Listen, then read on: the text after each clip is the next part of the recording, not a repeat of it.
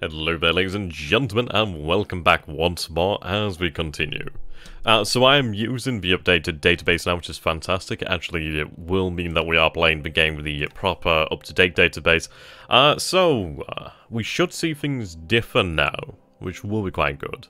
I don't have like a full list of the changes, but from what I know, basically, Japanese depth charges, American depth charges, their actual depth at which they explode, their like sort of range has been changed as well, altered.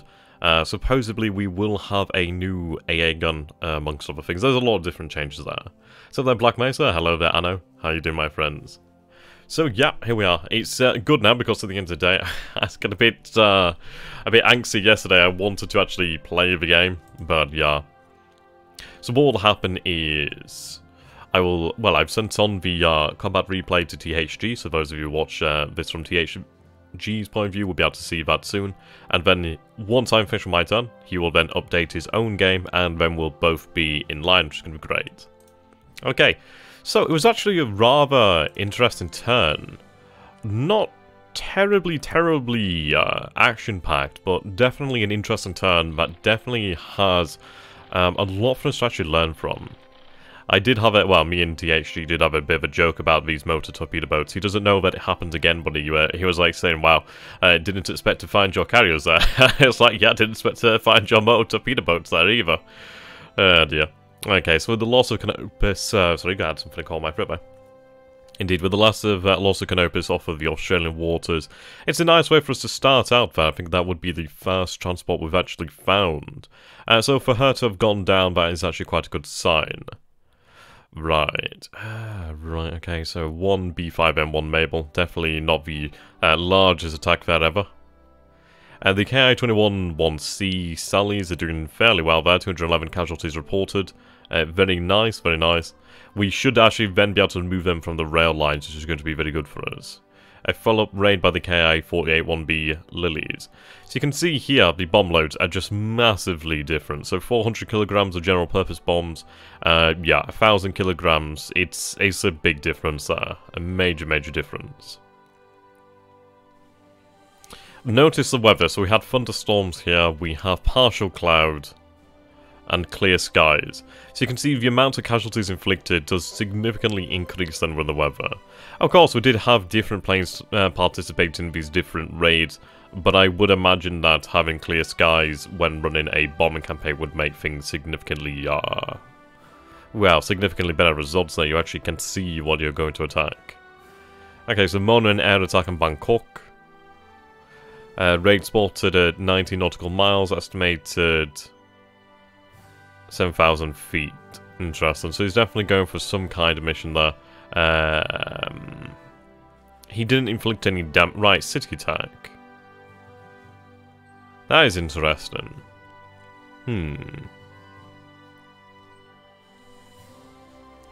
Okay. Yep, near Canton. So you can definitely see that the Sallies actually do have it's just a much better bomb load. It's like here, for example, the EDAs have absolutely nothing, the Scenarios have nothing. It's just a lot of them are really not very handy. And it's like, we'll keep them going, because at the end of the day, these light bombers do add up. When we bomb Chinese forces, it means that they can't actually recover from any of the fatigue or disruption. I don't know if they can recover fatigue. I know it doesn't allow them to recover one or the other, or potentially both. So it's definitely worth our time to actually have them bombed. Okay, so we did take 103 casualties off of Mersing. Yeah, only one squad was destroyed. The rest could come back in time, so that's quite good then. We got in there just in time, actually. This was just before the actual combat. Well, not over here, but at Mersing. Okay.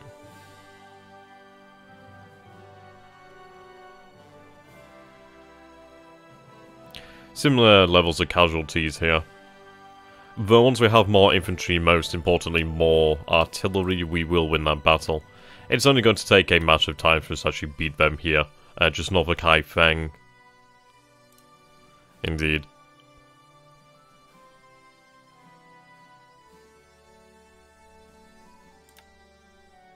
Let's see, what do we have on the way here?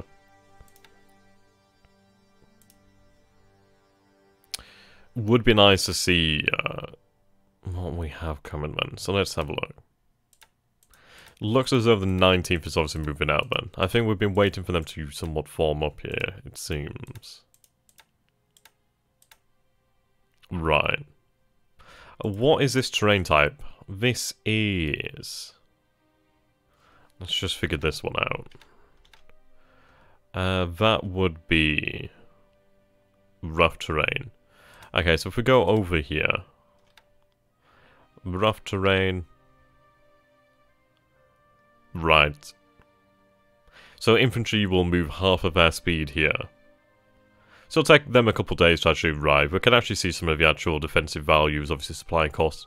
And this is something I've never actually really seen because it's all the way up here in the top corner of the map. But it does help. I do wish I could have the search arc, like actual indication when I was setting it, but hey, be alright. Okay. So what I'm doing here is, I think how we'll run things is, when we're actually planning our turns, we'll run the game in windowed mode so that we can obviously take a look at the tracker, obviously use the pen to actually decide things.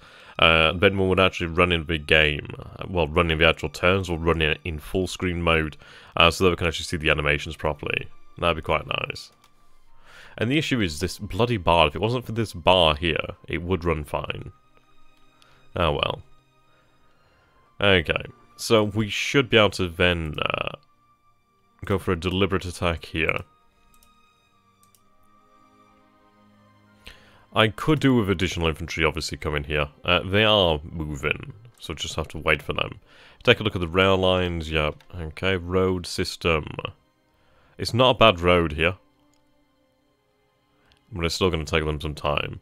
Of course, I can't do anything with the 32nd Division quite yet.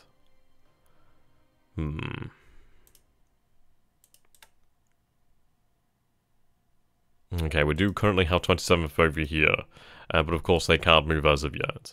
Right, these forces are obviously moving out. Very good. Hello there, Adam. How you doing, my friend? It's good to see you once more. Right, the 110th. Are you here for garrison duties? All these other forces are moving out then. The RGC Temporary 45 3rd Tank Regiment there. Yeah, a good number of tank regiments here.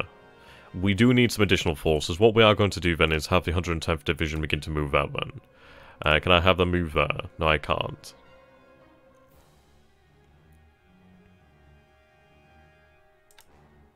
Hang on a sec. Oh, right, we also have the 12th Division. Okay. Head to Anyang. I need to find myself a regiment over here.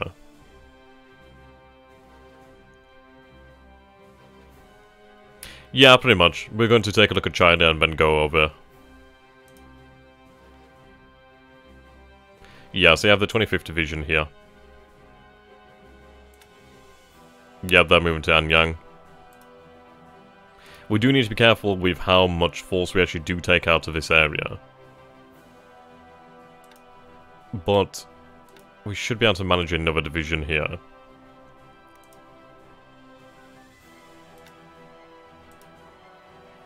Well, how I'll do things is we'll take a look at China. We'll get the ground movement done in China.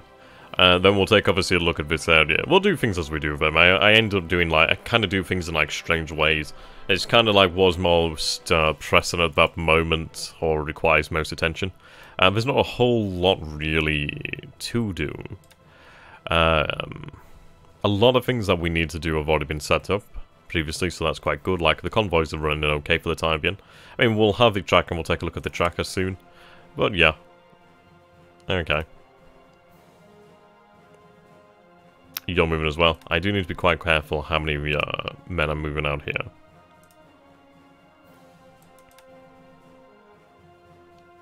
Yeah, don't worry about that. We can take just over 1,000 before we have to worry. So that Lupus, yes, I did install the actual database update. Thank you very much for your assistance there. So that No Name, how you doing, my friend? Right, with that in mind, actually, we'll stop the 11th moving for the time being. We'll have them pack up, actually, just in case. I could do that one without any issues. But we do need to be quite careful of what we move out of here. Okay. Right, perfect. I'll have you moved over here then. Yep. And you'll be able to make up the rest of that garrison. Fantastic, so we'll be able to move that other division as well, so that's good news. We do have 2 more divisions coming back down here as well. So they're heading to Taiyuan, and then obviously we can get them onto the rail network.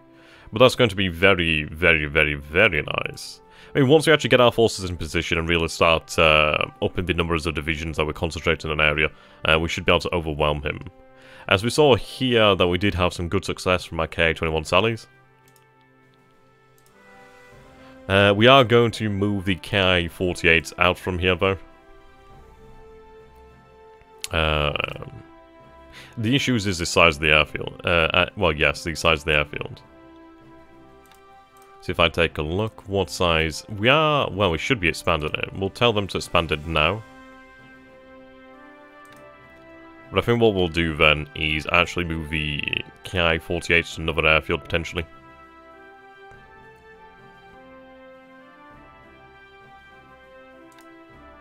Right.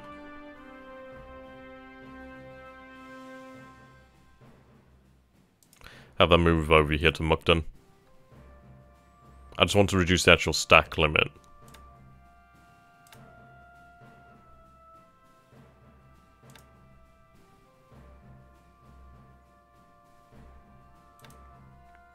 I do need to take a look through all these training squadrons and take a look at their actual fatigue, really. Okay, so obviously the... Oh no, they moved the entire squadron. Okay. Right, we're within stack limit, that's good news.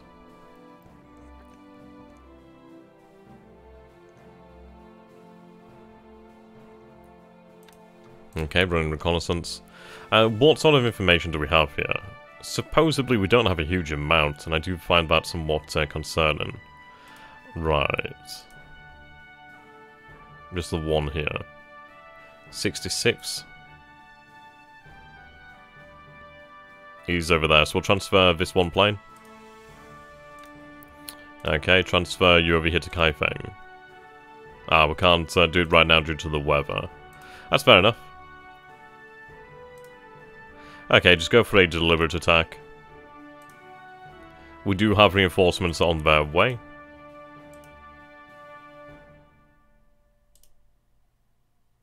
And that'll be good. Okay.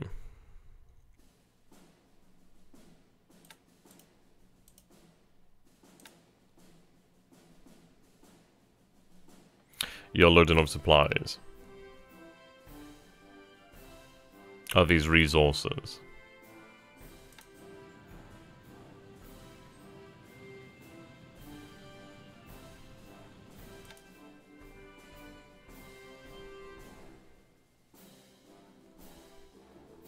I'm going to assume these are resources. That may be current supply. Yeah, so that would be supply, these would be resources. Okay. Well.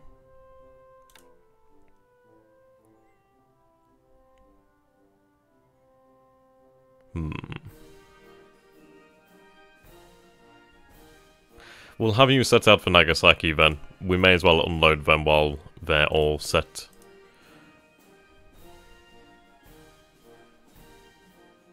Once they're unloaded, we could take a look actually. I mean, do you have anything really... I mean, 15 knots? Okay, sure.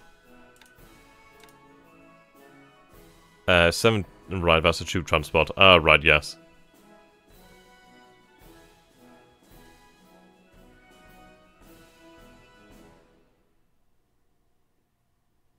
Okay, we do want to be very careful about loading here. I don't want to be carrying really supplies. I mean, we've got 4,000 supplies there.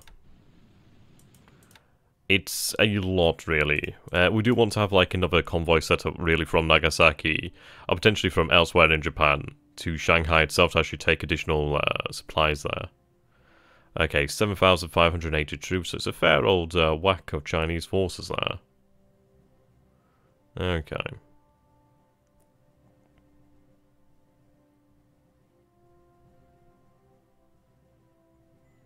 10,000 troops here. 2,100. Okay. Reconnaissance is really very, very important. 43,000 troops. Yeah, okay. He's definitely building up his numbers here. What we should really try to do then is, let's see. Okay, they're in reconnaissance. You are lacking pilots. There we go, make sure you can run completely.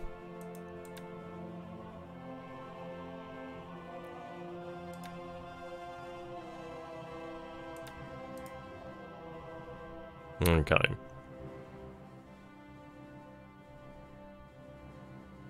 56,000 troops. We're aware, obviously, of these planes that he has over here.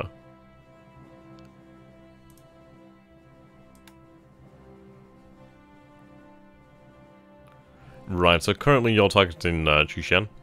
What we will do instead, if they have the range... Right, too far to target Ichang. But what we will do then is have you target Ichang. So what we're going to do then is move them to Hankow. So from Hankow, I'm going to have them target the enemy forces over here. The reason for that is just to really try and stop them from gaining back that disruption or fatigue. Okay, load-in has been completed over here. We do definitely need supplies over here. I need to be very careful in the future about when I'm loading troops, just make sure that I turn load-in supply off. It would be nice if there was a limit to how much supply. Like, basically tell them to load perhaps 1,000 tons, 2,000 tons, that sort of thing. At least then we wouldn't have somewhat the situations like this. But then again, it just needs me to stop being so lazy, doesn't it? But can that ever happen? Probably not. Probably not. Oh well. We'll deal with it as it comes. But we do have some additional armor here, as well as the mountain guns. They obviously do need to head to Malaya, so we can form that division. It would be nice for us to have an escort, though. Currently, I don't have one. Though, I could peel off a destroyer from one of the ships down here, one of the task forces down here, or even an actual patrol boat. What I'm going to do, actually, is, let's see. You'll do.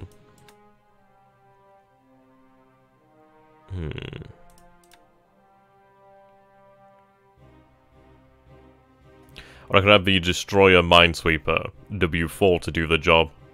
She'll do the job just fine. The patrol boat, no, she's too slow. But again, they would be slow as well. We'll go with 2 of these. I'd even just... No, I'm just going to go with the destroyer minesweeper. Okay. What I'll do then is I'm going to have you meet them. So meet Task Force 97 and merge. Okay. I'm going to have you depart for Kutuburu. Okay. So let's take a look. So W4. So there, French Doge. How are you doing, my friend? Yeah, welcome. Okay, so W4 will meet them somewhere around about here. That's fine by me. She doesn't have a huge amount of speed here, but that's fine. Her endurance isn't great either, but that'll be okay for the actual duty we need her for.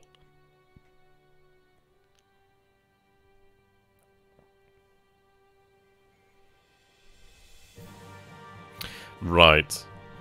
The airfield still has damage.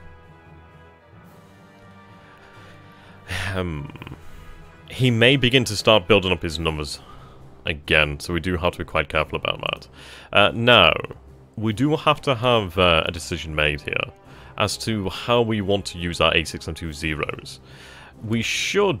Let's take a look over here. So, let's grab one of them. Okay. So, also using drop tanks, you'd have a range of about 14. What would that... Right, so 16. We might be able to make it to Camaran Bay with the zeros. We might be able to manage that. Or potentially over to one of these bases over here. we'd be able to, well, we'd be able to make Hong Kong and then so on and so forth. But we should probably be able to manage it all the way to Cam Ranh Bay. Probably would push the planes quite hard, but we could probably manage to move a squadron or 2 squadron out that way. Which is what I'm leaning towards, actually. If we take a look, we'll take a look at just fighters. So, we actually have a fairly respectable number of zeros here. Not so much elsewhere.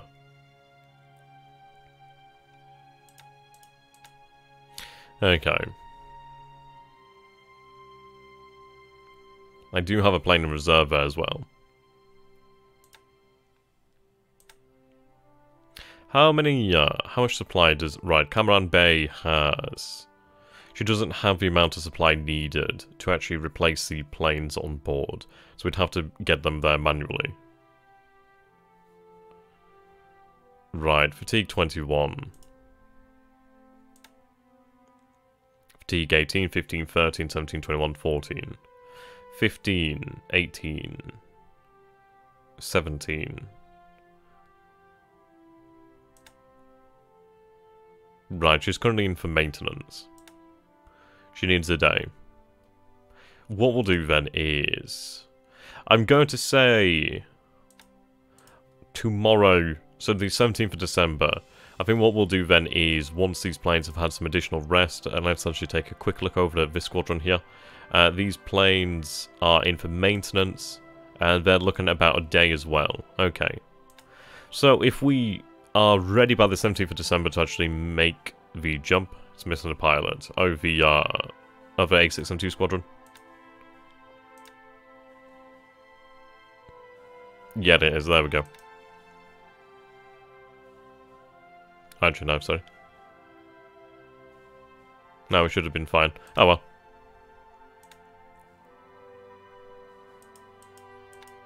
You might have been talking about this one, actually. Yeah, you were talking about this one. Right, perfect. And you were missing a pilot as well. Okay, there we go. All good to go now. So what we'll do then is we'll wait a day, then on the 17th of December we'll take a look at the actual status of these squadrons, the 2 largest ones. And then what we'll do is we'll have the 2 largest squadrons actually move to Indochina, to Cam Ranh Bay, at which point the light carriers Ryuzhou and Zuriho should arrive there. I do definitely need more supply here. We have plenty of fuel, but we are lacking somewhat in supply. We do have supplies over here in Saigon. Yeah, don't worry, I know, I misread what you actually meant there, but I got it, so it's all good now. I'm kind of tempted to actually go and take them possibly into Saigon, though we don't have a huge amount of fuel. So we'll refuel at Cam Ranh Bay and then probably head into Saigon. At least at Saigon there is a repair shipyard as well, so it could be good to just repair some of the lighter damage. Obviously we'd have to leave the battleships behind, but yeah, these guys are running quite low on fuel. So we'll replenish that fuel while we're here. Okay, yep, they're good to go. Some of these destroyers have actually suffered some damage, so wouldn't be too terrible to leave some of them behind to undergo some repair.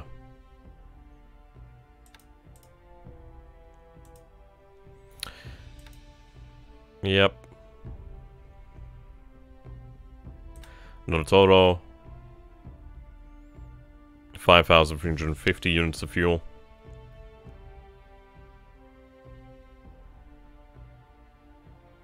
Okay. Now, we did actually manage to pick up a lot of fuel over here, which is really quite nice. That's a good amount of fuel. At least that'll keep us going for some time. Reinforce Malaysia with zeros and your escort carriers with zeros, but keep some for the Philippines to cover bombers to keep the airfields in check. Yeah, that's what I'm thinking. So what I'm thinking here is move the 2 largest A6M2 squadrons, and we'll still have a decent number of A6M2s over here to actually move into the Philippines. We do have squadrons of KI-27s. They're not great, like they suck, but they're in good numbers, and that is a big deal. I do need the aviation engineers to actually move up, of course. We need to choose the best airfield to run from. What we're doing currently now is we're going to have our troops move up to this point over here, and then we'll have a Kano detachment meet the Tanaka detachment, and obviously they can then combine. The 32nd, or is it the 33rd? Yeah, the 33rd is being unloaded over here. It's going to take them some time, of course. Hello there, Austin. How you doing, my friend? You haven't missed too terribly much. We're only about 25 minutes in, so what we've gone over basically is our movements within China. We are going to be moving, obviously, additional forces from Manchuria, and obviously making sure that the rest of these forces move in here. I've set a deliberate attack here. I moved the Ki-48 squadron from Port Arthur to Mukden, so they can undergo training and reduce the stack limit at Port Arthur. We've dispatched one of these convoys over here with resources to Nagasaki, and then what we'll do is we'll have them head back from Nagasaki to Shanghai. Though I'm going to be looking for ships of particular classes to actually head north to Port Arthur to join the convoy there. And then what we've just been doing is taking a look at our A6M2 squadrons at Takao. So what we're going to do on the 17th of December is move 2 A6M2 squadrons, the actual largest, if they're all ready and all finished with maintenance. Move them over here to Cambran Bay, where they'll meet up with the light carriers. Now, I do have my additional carriers, my escort carriers somewhere. Yep, over here. You're also carrying the, well, some aviation engineers as well as the 16th.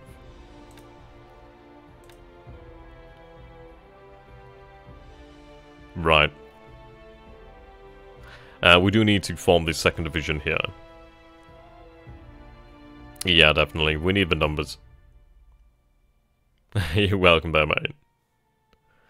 Okay. Attach to 16th Army. I think what we need to do then is actually take a look at these forces at Tokyo. Some of them might not yet be able to move due to the fact of... right, okay, so... Seems you've just unloaded troops. So let's take a look then. So I have the 2nd Engineer Regiment here. We'll start loading you. Make sure we load troops only. Okay, so 2nd Engineer is going to be loaded. So let's take a look here. Where are they?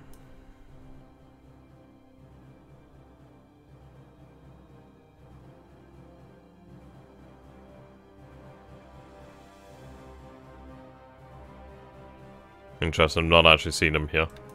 Okay, fair enough. So, Blinson, how you doing, my man? Can you attach more escorts to... Which one? The one with the light, with the escort carriers, or... Which one are we talking about? Okay, anyway.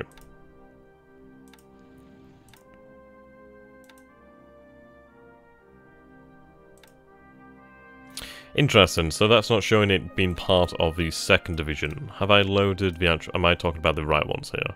Let's see.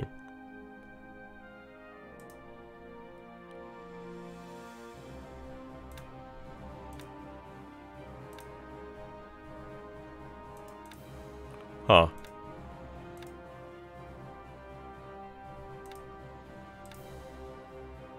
Right, there we go. Right, 2nd Engineer.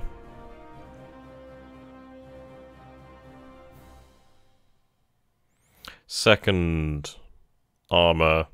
2nd FA Regiment.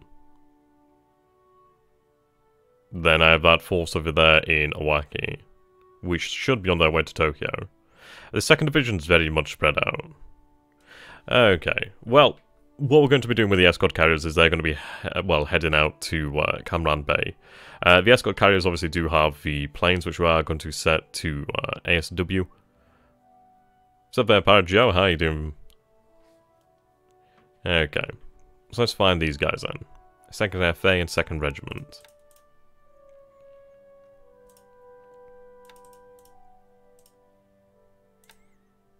Okay.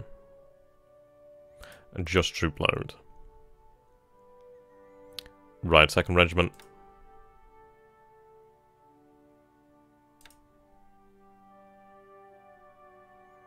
Okay. Cancel changes. Troop capacity is 5,890, car capacity is 16,210 tons. You require 1,308, and yeah, load is only 300 tons. So we need to find some additional capacity here.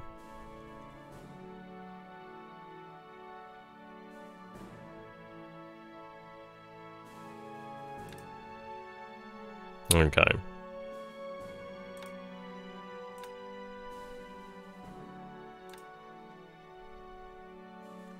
The AMC Saigon Rue can actually carry a good complement here. She has fair speed, and she's also armed, so that does make a difference. Obviously not very well, but still something better than an average one.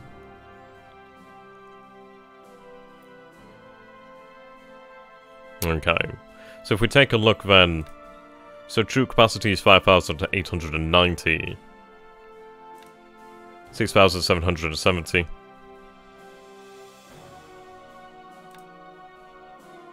Take a look once more, adjust troop load.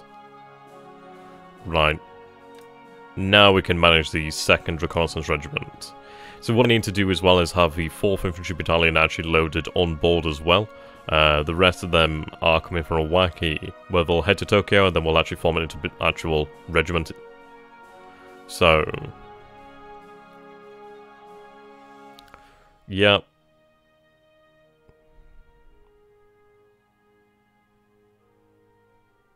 Should be able to manage that, no issue. Except changes. There we go, so they're going to be loaded on board now. We'll take with us about 1,000 tons of supplies, it seems. Yeah, okay, so we have the 4th Infantry Battalion over here. Part of what might be the 3rd Regiment. They're going to move to Tokyo. They're loaded up, so they'll begin moving shortly. I think they'll be able to manage it within the day. Right. I'm getting a warning over here. I think we need additional... I think the yellow exclamation mark means additional supply might be needed. Let's take a look.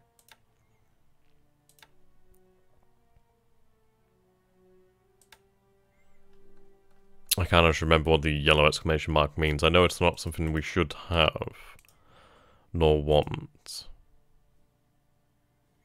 Okay, I'm going to up that to about 20,000.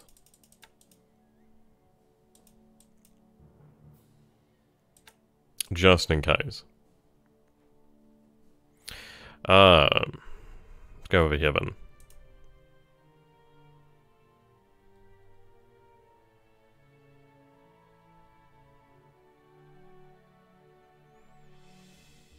Well... the level of Moonlight here is only 3%, unless we do have Moonlight level increase within the next day, well obviously the next night.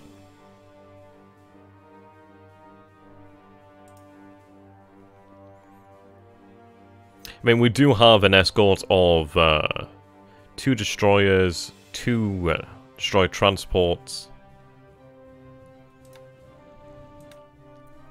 using bombs, right, naval attack, obviously put them on naval search, oh, sorry, ASW patrol.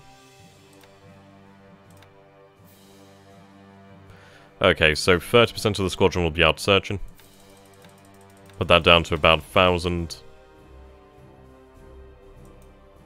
Yeah, I know, that's what I find strange. I mean, yellow is supply, but as we look there, it was saying we have 15,000 tons of supply, so... I don't know, it's a little bit confusing on that one, to be honest. I'm going to go ahead and up, obviously, the level of supply, just in case. Then, at least we should be protected. Strange, though. It is very strange. Okay. Go back. Claudes, run an escort. Possibly. Possibly. I mean, it is very strange considering that they have more supply than they've ever had, so... well, we've upped it to 20,000 tons, we'll just see what happens. I mean, it's just strange that it's complaining now, of all times. I do find that very strange. Okay.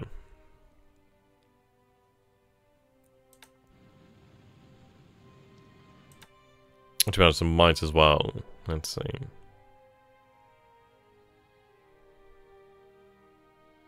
The bombers and Hosho missing pilots. Okay, yep.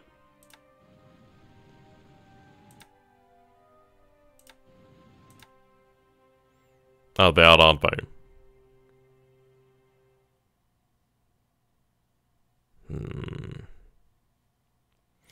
Though this squadron I'll have replaced, they're quite outdated.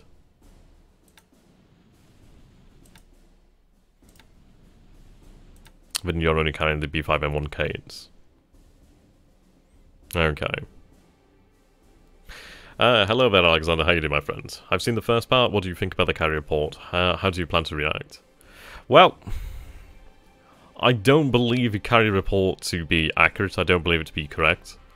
But what we'll do is we'll have the 4 submarines in the area immediately route to that area to where the actual enemy force is. We know that there is 1 submarine that has not been spotted, so what we'll do then is actually use that to the best. Yeah, is that a biplane? I know. Well, actually, no, you know what? I mean, considering it's a fucking biplane, I might as well put that on the forefront of bombing activities regarding torpedoes. Oh dear. Right, so 30% of the squadron. Actually, we'll up that to about 80-20. You can go very, very low.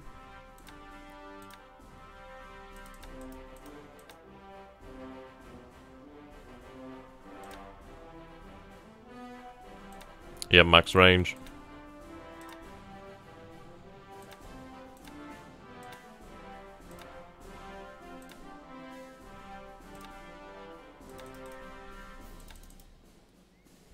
There we go.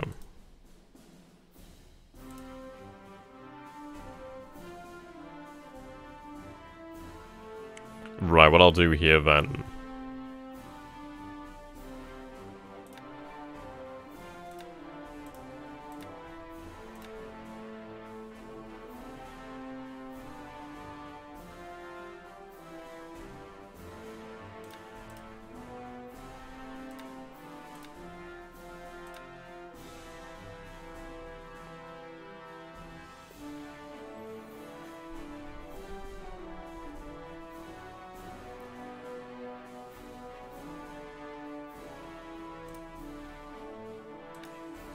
Right, what I want you to do then, for the time being, is head to Bataan Island. So I'm going to have them wait at Bataan Island once the actual escort carriers do arrive closer to Bataan Island. We'll have them head out to rendezvous with the escort carriers. I don't think it's a necessary requirement for that additional escort, but we'll go for it nonetheless. I suppose if it makes people feel more comfortable, then we'll do that.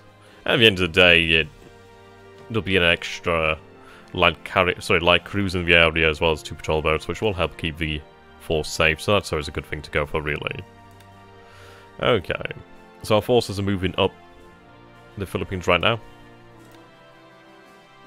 Yep, you're following the 9th Regiment. Okay. The terrain here is... take a look. Clear terrain, so we'll be moving about 10... I'm going to assume 10 miles per day. Give or take. Yeah. We'll make good progress over here then, due to this being clear. Right. The sub-chasers, yeah, but they don't have much in the way of endurance. It's like they only have 1,000 endurance. I'd rather have something with more endurance. So you only 1,500. Then we also do need to protect these actual convoy ships. Considering that we have some very important ones in here as well, like the Sydney Maru and the Arizona Maru, as well as the Anyo Maru, which is also a Kyushu. So those are incredibly important. Though the threat isn't that massive. Okay, 24 Sentai. We have 50th Sentai and 24th over here.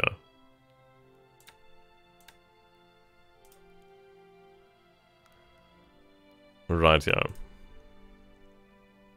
Can't do that as of yet, then. That's fine.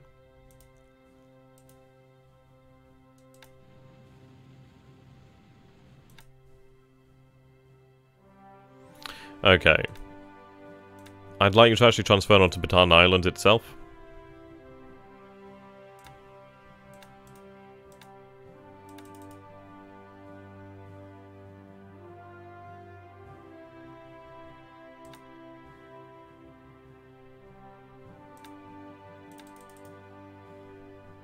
Actually, continue at 6,000 feet.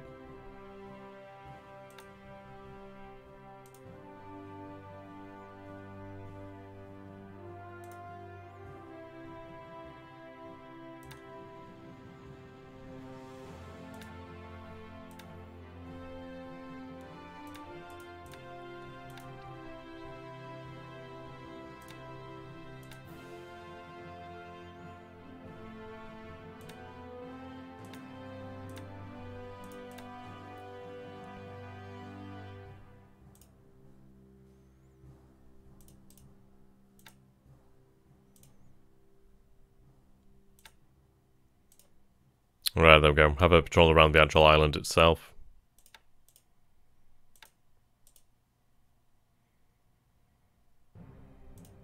Okay, they could do an actual escort.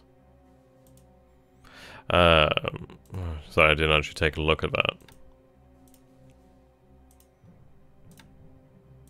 Oh yeah, you're right, aren't you? Maintenance.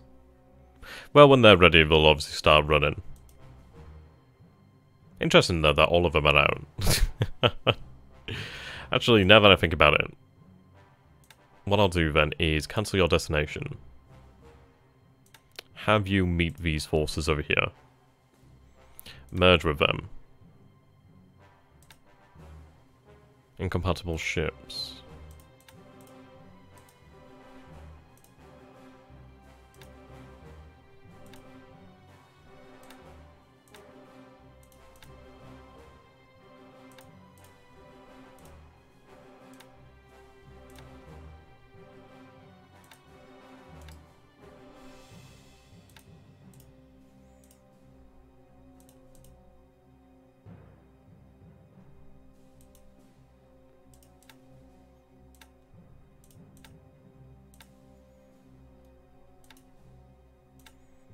What I'll do,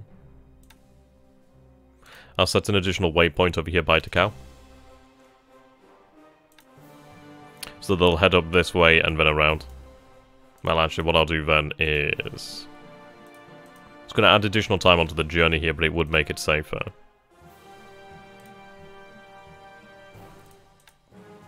There we go.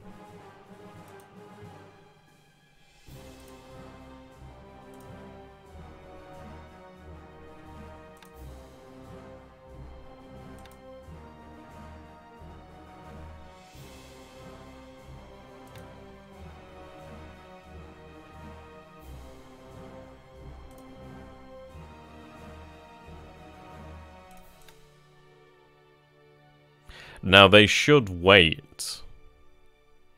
Low threshold. They should wait for this task force to actually catch up to them. So that should be a fine situation.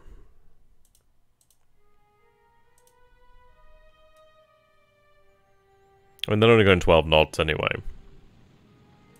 But we do need these ships to actually make it through.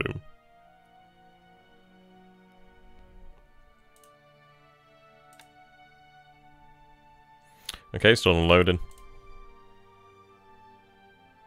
So there, Spartan, how come you haven't started moving troops down the Malayan Peninsula? You're just letting THD pull his troops down to Singapore at the moment. Nobody knows about Mersing. You'd be incorrect. We have our troops moving over here, so they're moving to Low Star. It just takes them a long time. But they're marching, they're definitely marching. They'll be in a Low Star within a day or two. We also have reinforced Mersing over here, but we are going to march through this hell of a jungle. It's really not worthwhile. You think the Americans won't hear them from 40 nautical miles away? Yeah, well, probably so. But yeah, the movement down Malaya is going to take some time, which is why the Mersing Gambit is very nice if it works out. But obviously, we attempted that one and we weren't fully prepared for that. Ah well. Always next time.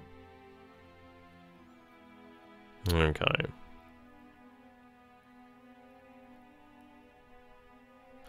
So, with that done, there's not too terribly much else to do here. These forces are going to head back home to, well, quote-unquote home to Kotoburu. Right.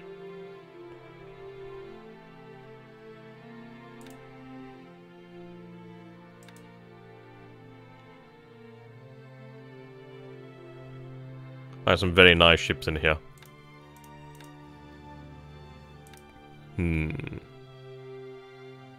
Yeah. I mean, that really just... He's not going to be happy about that. Yeah, the naval bomber's going to be out hunting this turn. We'll get onto that one shortly. But yeah, that was just in the absolute nick of time. Absolutely beautiful. I cannot wait to hear his reaction on that one. I'm sure he's going to be a little bit pissed off, but that'll be funny. I'd love to hear about that. Yeah, don't worry, Carl. Don't worry, Carl. We'll get onto it, my man. We'll do it. Okay, now I'm actually... This ship over here is actually very important to me.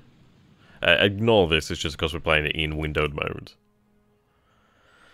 What to do with this? Can we disband it? Right, there we go, disbanded.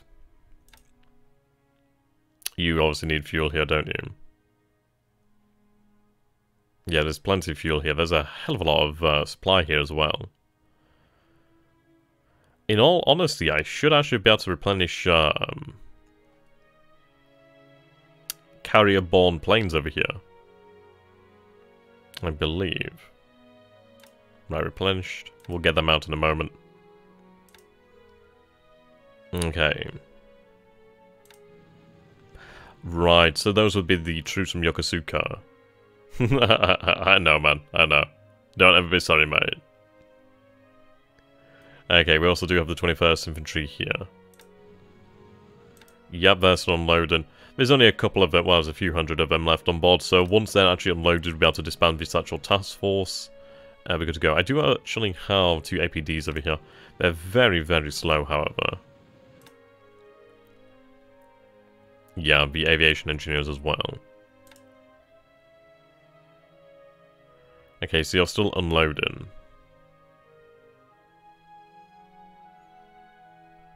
Yeah, we're going to have a lot of supply right here. So I'm going to cancel unloading there. I don't want you to do that. Just disband instead. Okay. So I have my service task force over here then. So that's the Chokai and then a few other destroyers. Kota, you need a much larger port. Is it the actual... So from what I saw... I must have misinterpreted then. From what I saw, it's like you need a size 1 port or a size 1 airfield, or do you need like a certain size of each or all, or do you need like a large port and then like a size 1 airfield? I need to clarify on that one. I know that you need at least 20,000 resources, well, supplies to do much in this game. Yeah. Okay. Shipping engineers are awesome. Love those guys.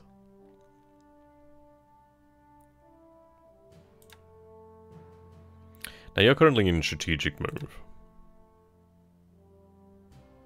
I'll keep you that way actually, that could be quite handy. So are you. Okay, that's not bad, we'll keep them in strategic movement actually. Because at the end of the day what I could actually do then is have them move, yep, you are as well. Awesome, okay. That's rather interesting, but we have 3 of them within strategic movement. We'll keep them in that. Once we do capture a low star, or potentially other bases, then we'll have them move out there. A size 1 port can dock 6,000 tons max.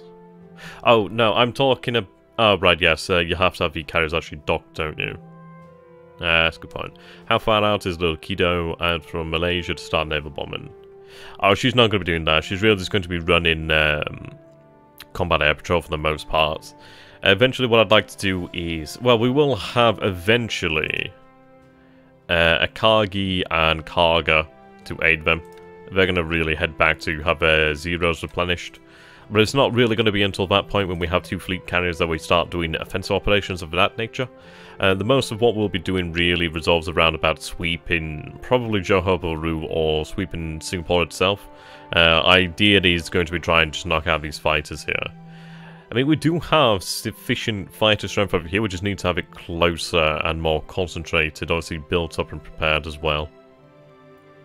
Better aircraft would obviously make a more significant impression upon the enemy. Right then, so let's take a look over here then. So our bombing squadrons are ready to go. I mean, we have plenty of reserves here of these G3s, which is really quite encouraging. One of them's damaged, 3 of them are damaged here. These are quite large squadrons. Yeah, The fact that both of them have 7 in reserve is quite impressive. Okay.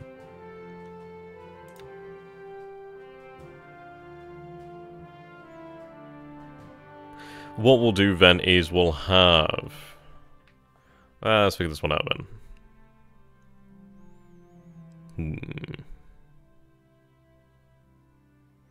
How many do we want? Do we want to have about 10% of the squadron out searching or 20% out searching?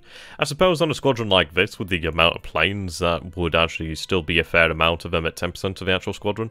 So we'll have 10% out search. So 10% will be searching here. Right, if I take a look at that arc. Right, that arc's covering here at the moment. I'm going to assume that this is probably... Okay, set their range to max. What does that look like?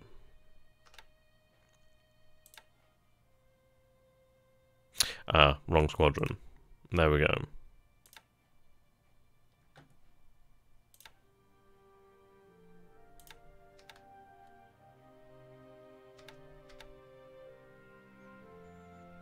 I'm going to assume those are the search planes.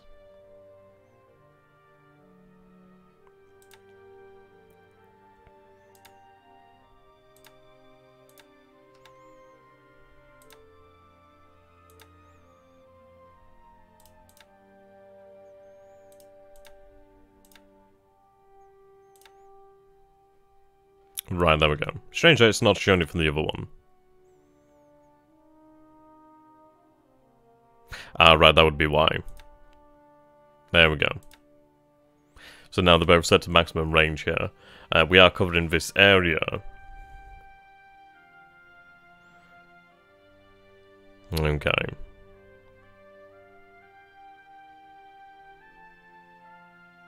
I mean, fighter-wise, we are going to have pretty much 0 chance of being able to escort them.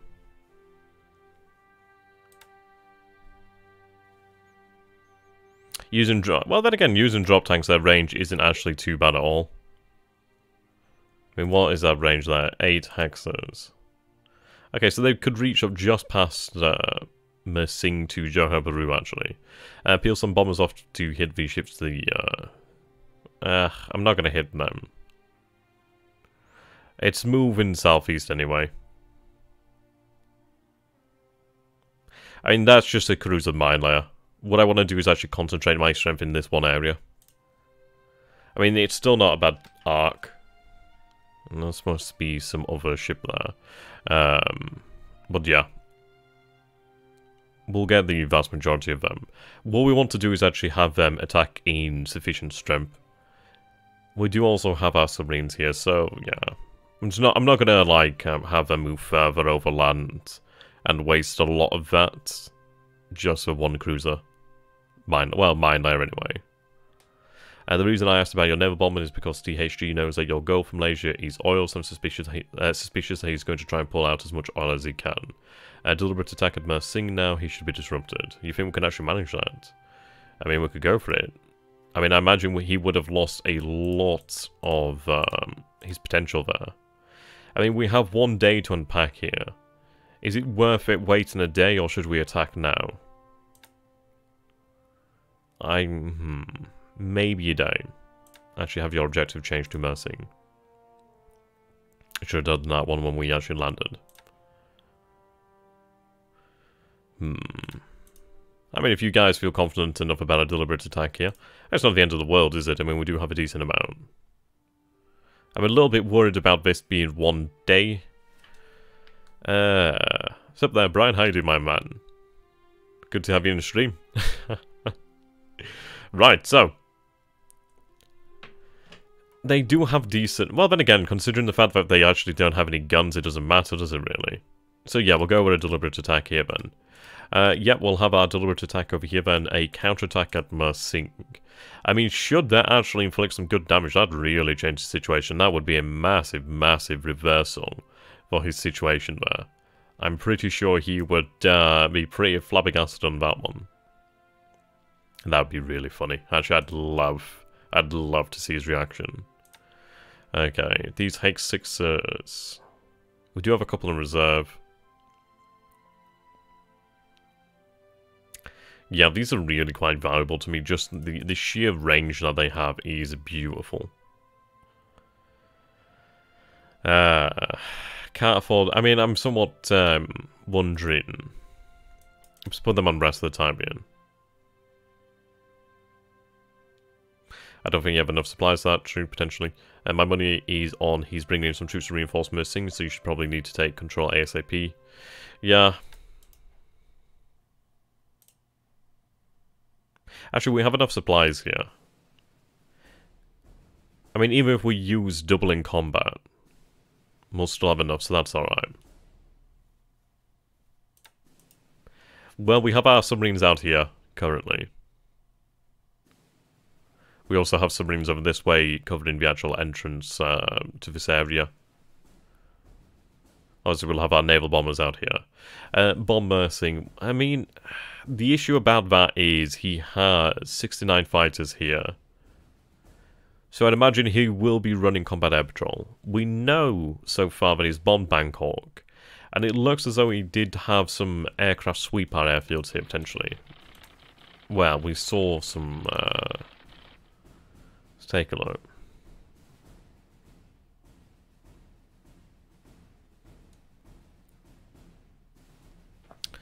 Need to find it. I saw something that would suggest what I'm looking at. Right. Task Force 108 shot by Allied aircraft, 51 for 75. Yeah, no, not that one. Need to look for Kotobaru. Right, there we go. Allied level bomber sighted over Kotobaru. Allied patrol sighted over Kotobaru. Allied aircraft sighted over Kotobaru. Over Kotobaru. Okay. Yeah, we do have an AA. Wait. Oh, the enemy one. Yeah, it's not a massively strong force.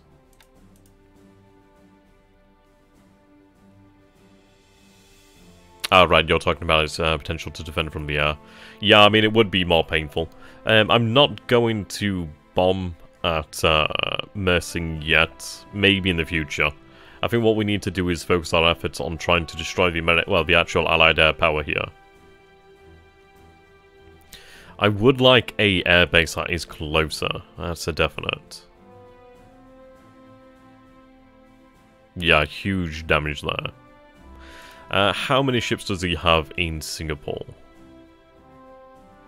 From what we know, 5 of them have been sighted here, but I'd imagine there's going to be significantly more here. Can capital ships provide help with land combat, like providing bombardment support? If so, yeah, he can. Well, ships in general can definitely bombard. The only issue is if we do send ships out that way. Like currently now we have 3 light cruisers and a couple of destroyers. They did actually add to the bombardment last turn, but they need to get the hell out of here. What I'm worried about is the fact that he has, well, 8 bombers here. He has 48 bombers here. So it would be one of these things of like, yeah, we don't want to be drawing them here. Yeah, well, what I'm thinking here is potentially we sweep at Kuantan. That's kind of how I'm feeling at the moment.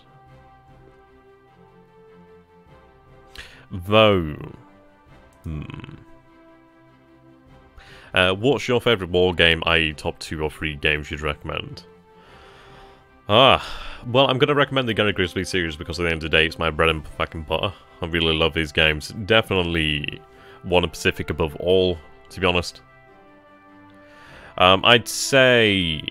it's a hard choice, really. I've always loved Age of Mythology. Like, I mean, obviously, it's like an Age of Empires 2, and yeah, it's like an Age of Empires, obviously, but it's in mythological Greece. In that, well, and obviously Egypt and Norse as well. I mean, that's always been a great game. What else would I recommend?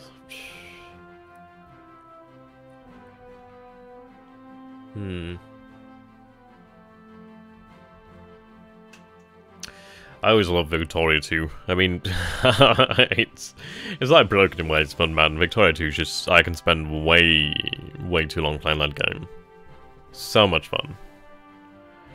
Okay. Yeah, KI-43 1As need to rest. The 1Bs have actually regained a lot of that fatigue, so that's fantastic to see there. It's a hard question, really. It's a very hard question to answer.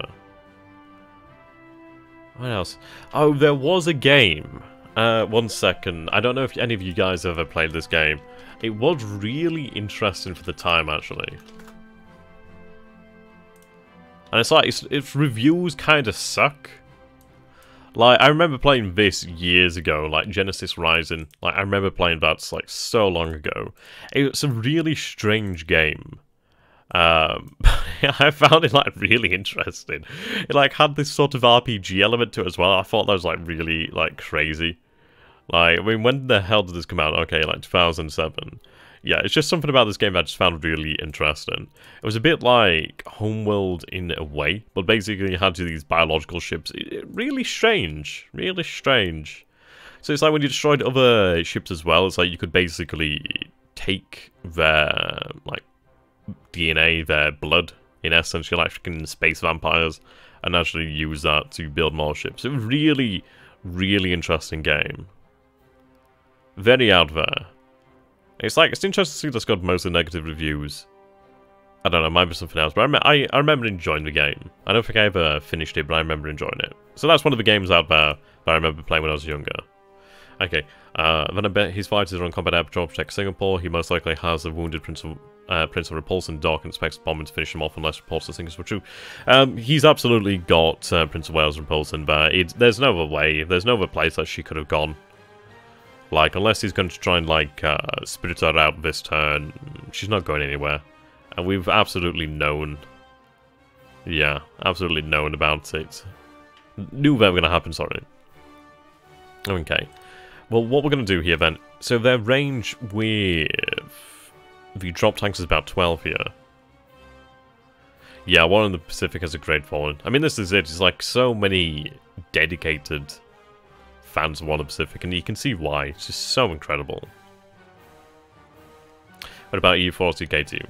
See, you know what? I used to stream loads and loads of Europa Universalis 4. Like, man, I used to do streams at like 4, 5, 6 hours. I think the longest was like 6 hours, and that was a very interesting time. That used to be on Twitch, actually. I played CK2. One of my most popular videos ever, like years ago, was actually playing like the Byzantine Empire in Crusader Kings 2. I'd like to do another Crusader Kings 2 campaign at some point in the future. Like an actual proper one or something. Or even like an EU4, considering that MNT mod has obviously been updated recently. I'm looking forward to... what is it? Imperator? Is it Imperator? The new one from Paradox. I think it's Imperator. The Imperator? Imperium? Imperator? I think it's Imperator. I forgot the bloody name, you know.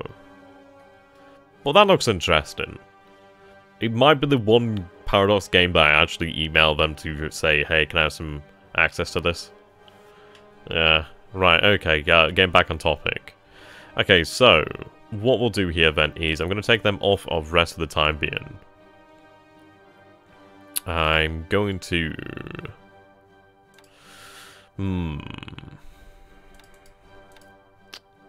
Let's take a look at this then.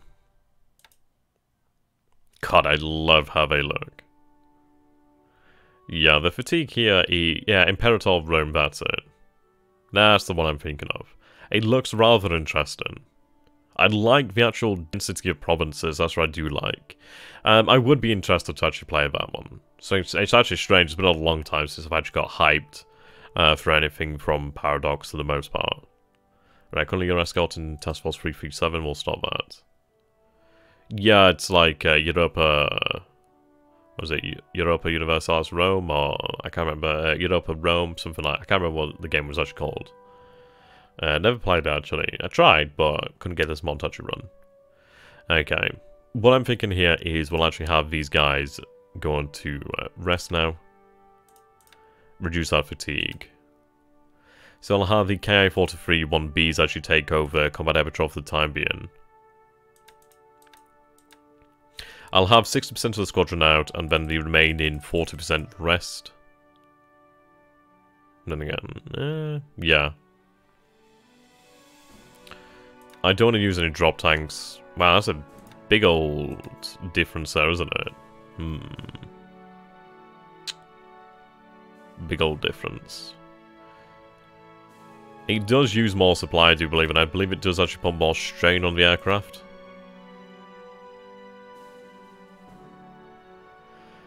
But again, 6 hexes is still all of this area, so that's more than we need anyway. Okay.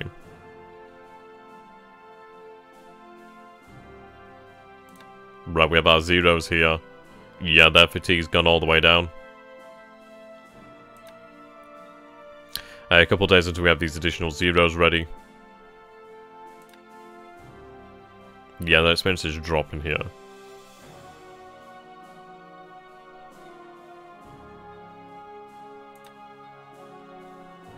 Do we have a Sarger in here? No, I wonder if it's based on one of the Formosan A6M2 squadrons. Okay. Well, how it works with aircraft is they use supply rather than fuels for actual ships. From what I think I know of of how drop tanks work, it does obviously extend their range, but I think it increases their supply consumption. I think it also puts an additional strain on the aircraft. I mean, whether it actually increases operational losses or whether it reduces them, I'm not entirely sure. Either way, we'll continue to have the A6M2s rested.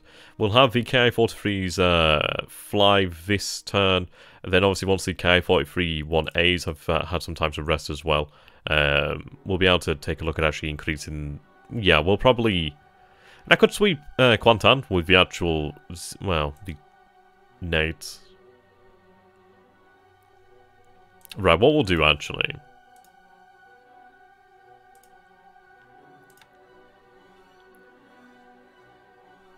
What are we looking at here in terms of aircraft capacity? Okay, so we have enough here. What are we looking at in terms of actual aviation support? Yeah, we need loads more support here. I might even have them move down to Cotoparu, to be honest. I'm really considering that move. Yeah, we're really overburdened over here at the moment. Right, what I'm going to do then is... have you move over here to Singora.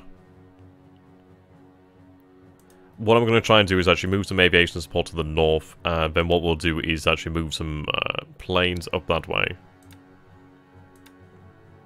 So right now we have a lot of planes, and that stack limit is not great. Okay, move to Singora.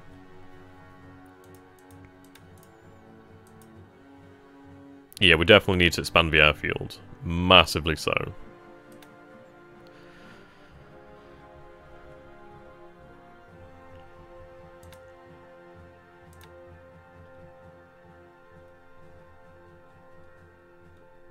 Right, Congo. Yeah, she needs to head home soon. Well, what we'll do then is, once we have the additional fighters... I don't know, what do you guys think? Should we move the zeros now? We'll move them now, actually. I mean, Bogarit, if we lose, like, if one of them's left behind, we'll have it move up later. I'll move them now. Transfer bases. Let's have you transfer to Kamran Bay, if you can make it. Right. What is the bloody weather like here? It seems like the weather's really bad recently. Right, stream overcast.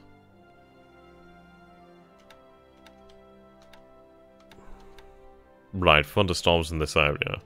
Right, we'll have to wait until next turn then anyway. I mean, unless I move them to Samar and then move them out, but I'd rather just move them all in one. We'll see. There's also another option here.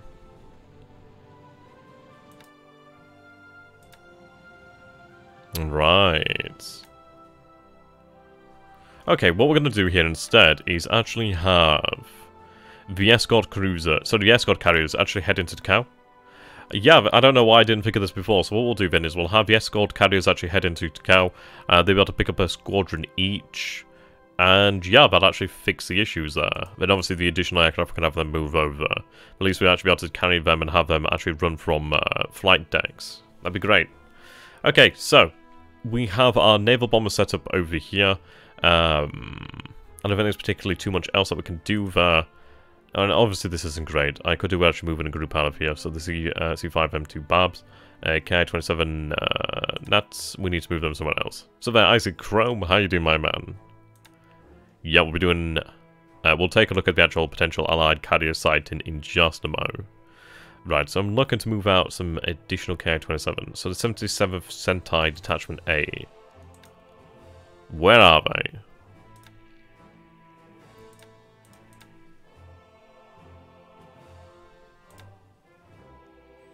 Show me some 77s.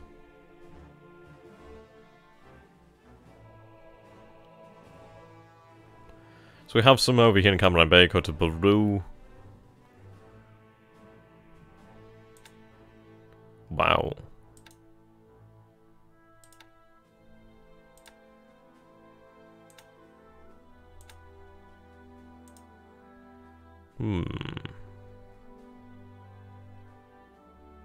Okay, we'll have them move north, I guess.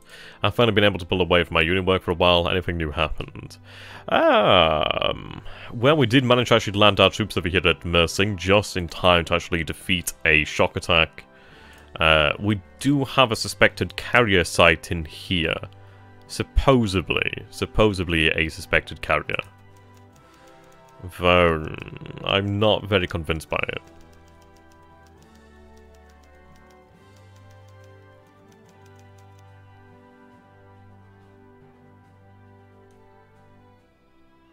Okay.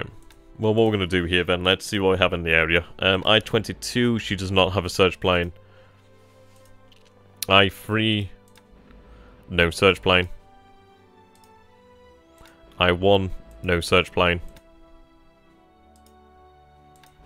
Right, okay, we don't have any search plane equipped submarines. I think we sent legitimately all of them to Suva. For the most part. Okay, let's take a look at this. So she's heading supposedly west. The weather is heavy rain. Okay, what we are going to do then is, let's see. Now, she's maintaining a flat course, supposedly. What we are going to do then is...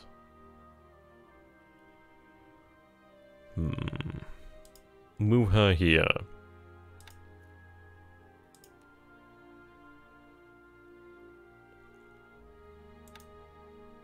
Okay, move full speed, which is dangerous considering the amount of fuel that we are using here. But we do want to actually intercept. So, I-5 was actually heading to the American coastline. You may have found your prey without needing to. So what we'll do then is set patrol zone. Have it set there.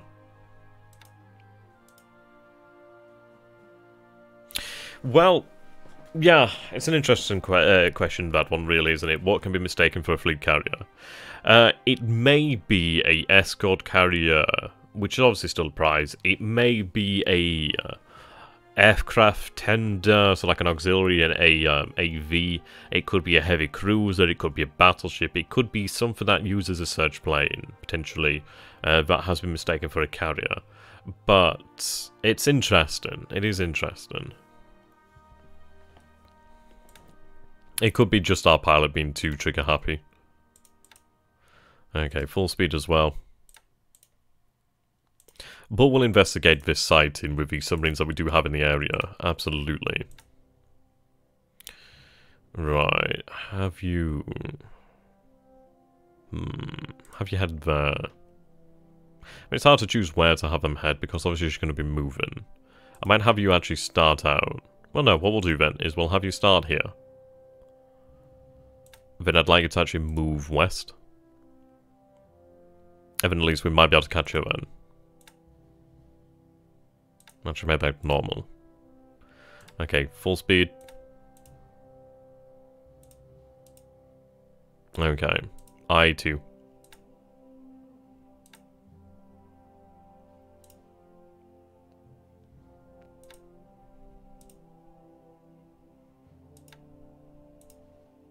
Yeah, hunt her down.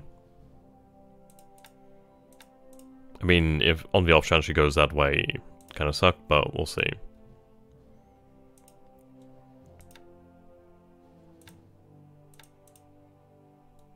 And the thing is, I've got the majority of my submarines on this side of the Hawaii. Maybe we should have some additional ones down this way. But we also do have a majority of our submarines currently heading to Kawalajin Island. If it turns out to be a fleet carrier, will you divert Kiributai? No. What we'll do is...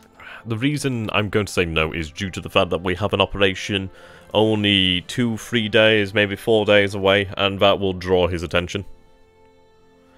I don't want to fight a battle next to Hawaii in the air. He has a lot of air power there.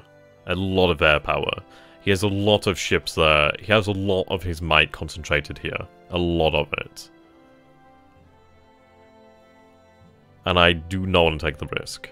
If he is so brave to bring a fleet carrier here, then we'll use submarines. So we have plenty of submarines here. We'll use them. But I'm not going to risk my carriers yet.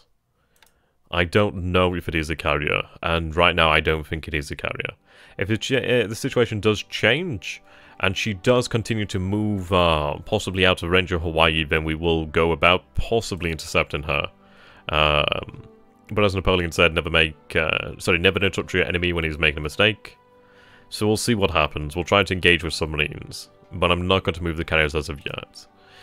Right now, according to the carriers themselves, he doesn't actually have any sightings of them, so we need to continue that.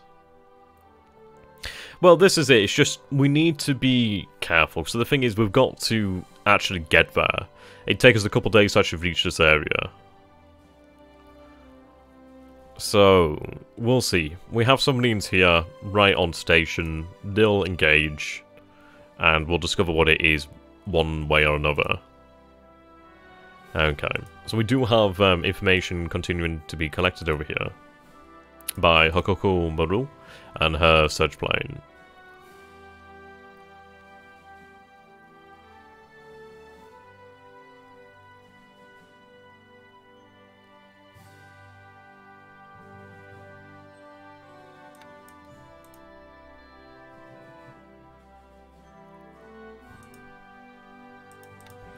Do I want them to be on...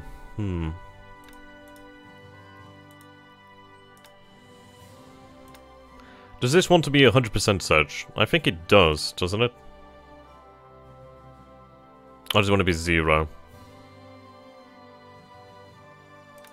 Ah. Yeah, that would explain why she's not out there. Okay. Yeah, she's going to need some time to be repaired. Well, I should keep that like that. What we'll do then is head down this way.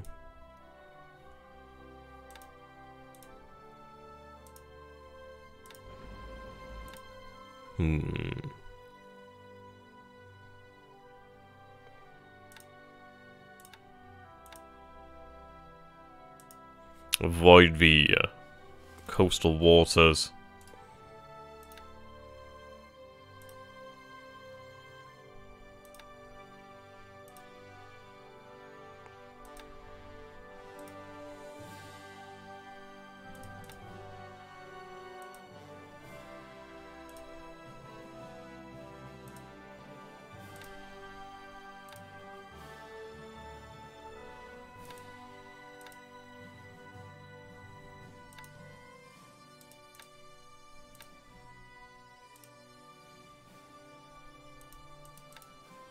Okay, we'll run it like that then.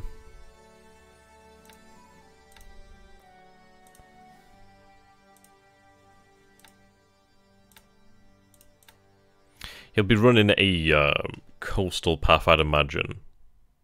So let's take a look then. Right. So we have deep ocean here. We'll make the most of that. Run about here, I'd say.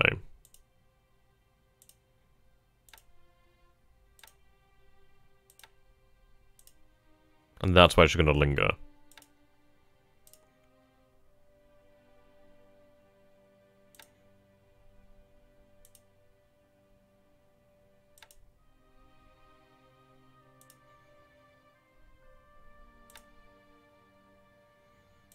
Okay.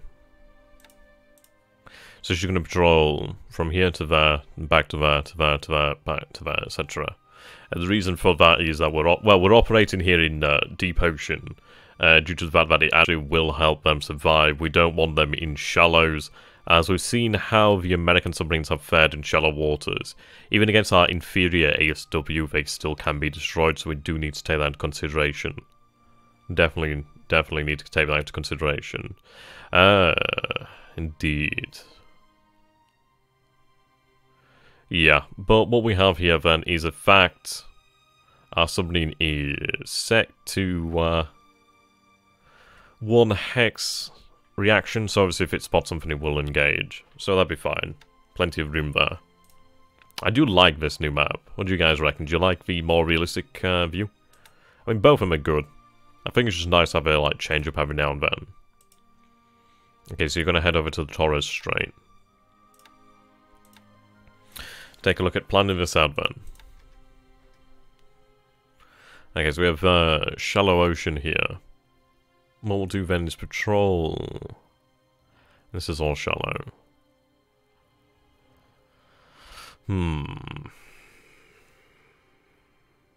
It may be worth the risk just to actually patrol just this area here. We'll take that risk. It's not a massive one unless he actually is actually hunting me.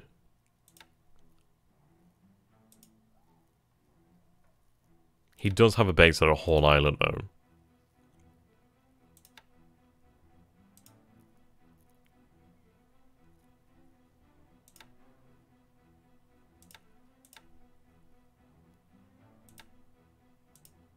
There we go. The stock game. Oh wow, it's really different.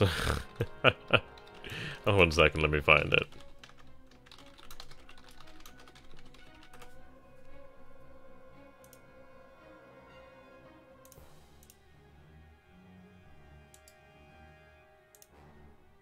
Okay, so that is how the stock game actually looks.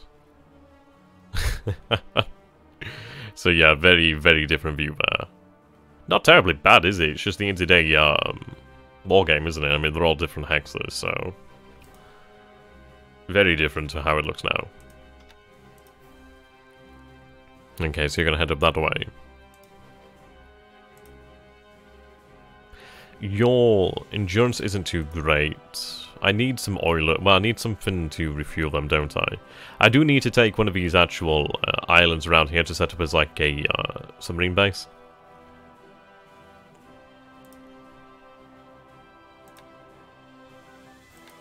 $10. Yeah, obviously, actually not that far out. Not that terribly far out, but obviously it's not enough.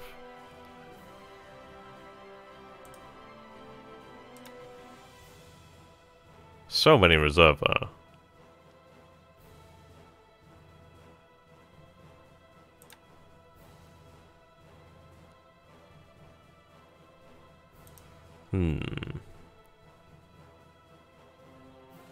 Yeah, that's true. It's like on areas where it's built up a little bit more, it does get a little bit harder to read, but it's not too bad. We can definitely work with that. I mean, there's a version where you don't have any of the maps or the rail lines or the roads on. But it's worthwhile to have the roads and the rail lines on just so we can see them at a glance. Okay. Right, so let's take a look at our submarine movements down here.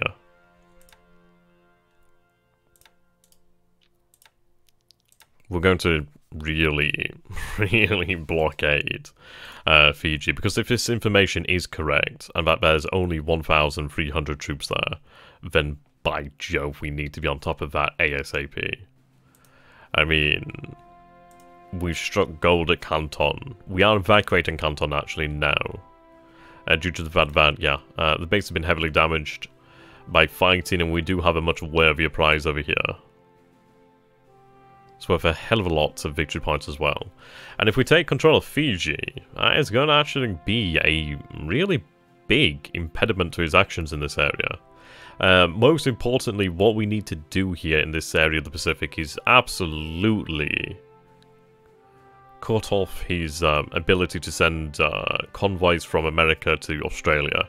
That's what we absolutely, categorically need to accomplish here. And taking Fiji would definitely help allow that to happen. Very good base. And then we might be able to even look at Rabaul and New Caledonia then. Like Rabaul and Nouméa. That'd be brilliant. I mean, Nouméa actually has resources and light industry, which would be incredibly good for us. Rightio.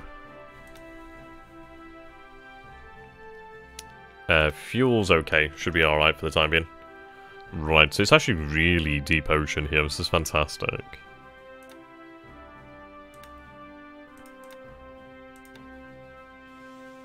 So patrol around here. Yeah, to get into Suva. There's a port here as well, port here. So what we'll do is we'll cover this area.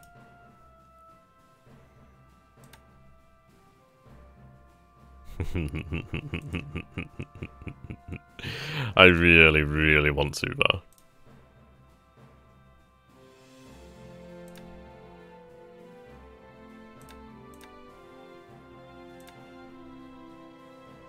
Okay.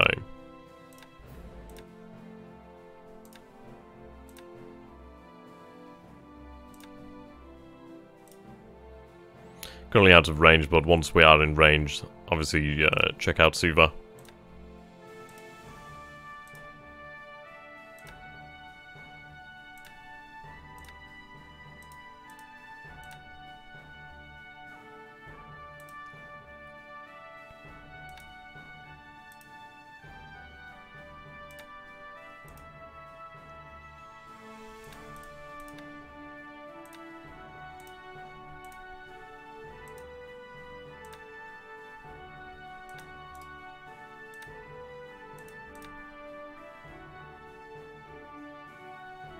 Then one further out.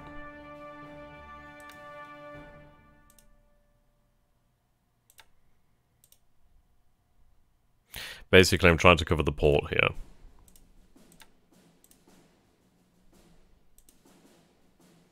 Then just want to cover it from the eastern approach.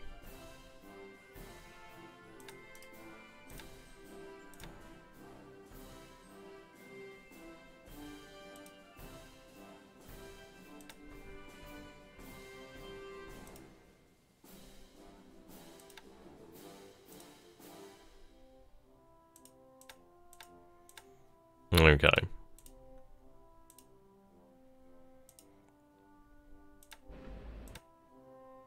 While you're here, actually run reconnaissance on Pago Pago.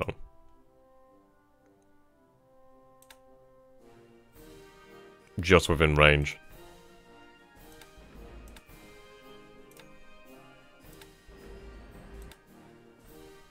Right, continue just heading that direction, but I do want you to actually head towards Australia. We'll have the one with the most fuel actually head out towards these Australian waters.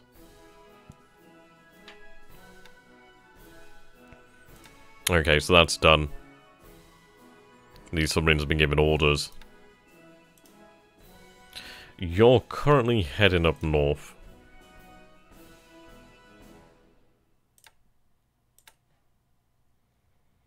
Yeah, towards Panama.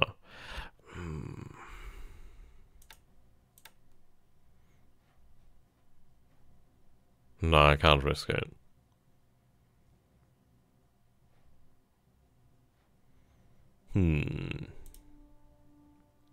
Though it might be worth, actually, head up around this area. We'll bypass Panama and obviously Hawaii, but basically we need to try and figure out if there's anything in this area. You lack search plane, which does make your mission significantly harder.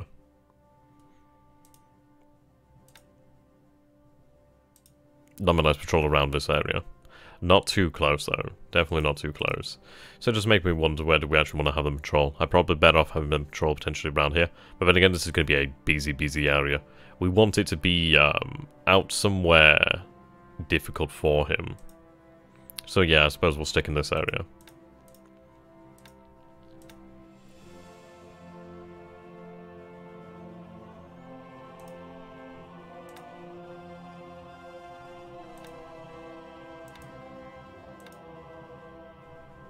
Okay.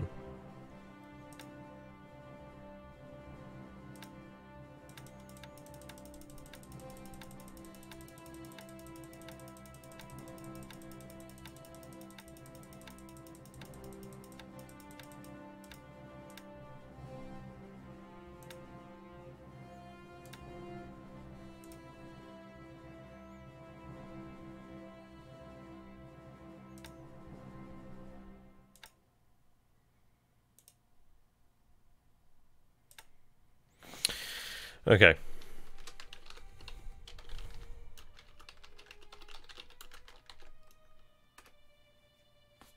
Well, I'll actually rename that.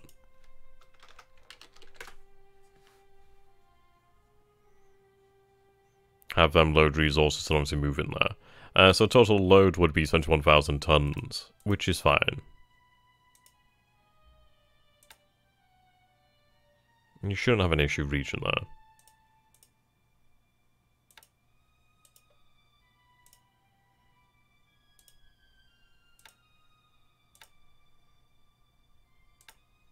I do have a lot of destroyers here.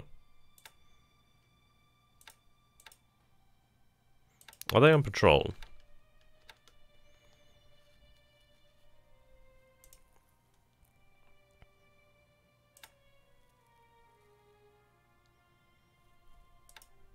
No. That is a very powerful force, though.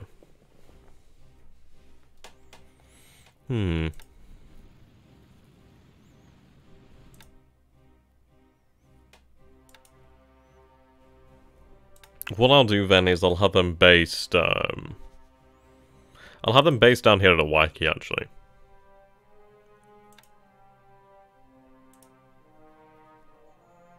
I think that's where we're lacking.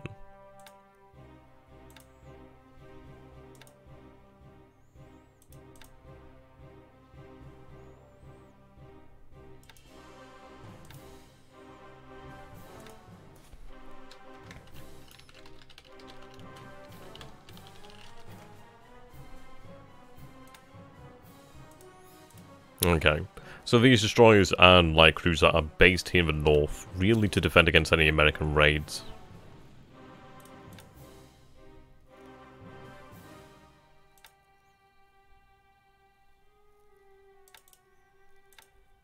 Obviously, it doesn't make sense for one float plane, but I don't want it. Well, to be fine. If it runs into fatigue, it'll stop anyway.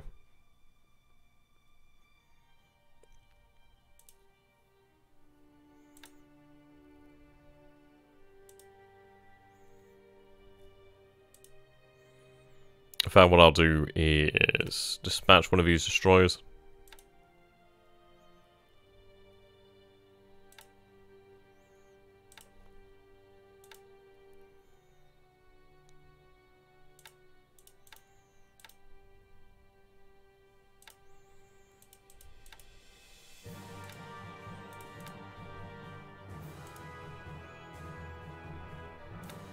Right, merge.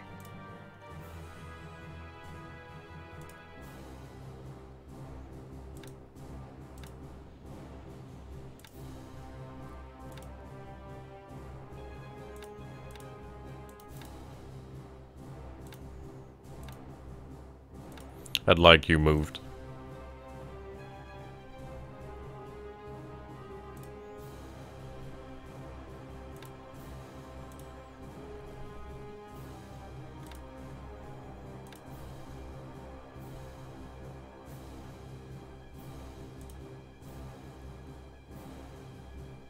Okay, so we have all the construction over here. Fantastic.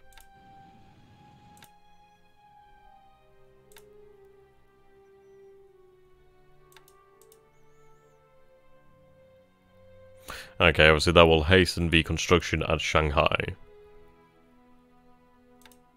Fusan was actually recently expanded, which is quite good. Yeah, already 6% into the next expansion.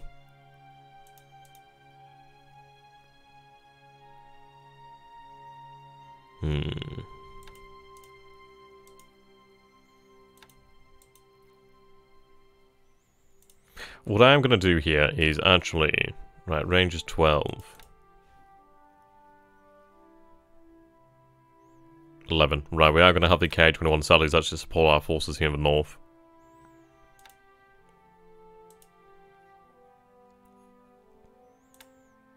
Right, so the sailors will hit that. Weather here is... Where's the weather there? Thunder, I'm gonna assume. What are we looking at for the next... Right, still stormy. But we'll have them divert from obviously this rail line to the north there. That's definitely where we need that additional support. Now, I do have... well, supply planes here. You're not ready. Training. Stand down. Well, actually.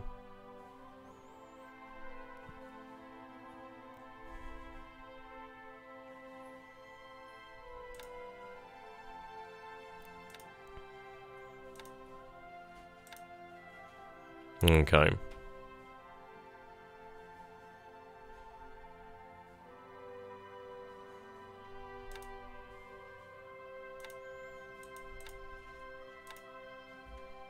There we go.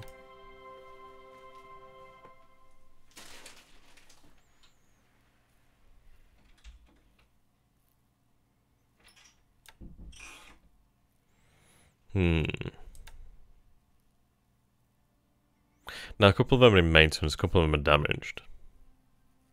They do have some incredible range. Right. L3YT.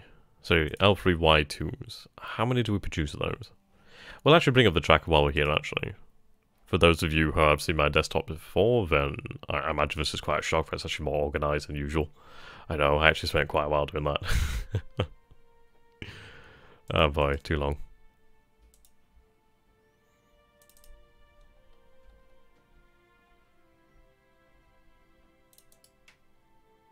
Actually, I'll save the game just again.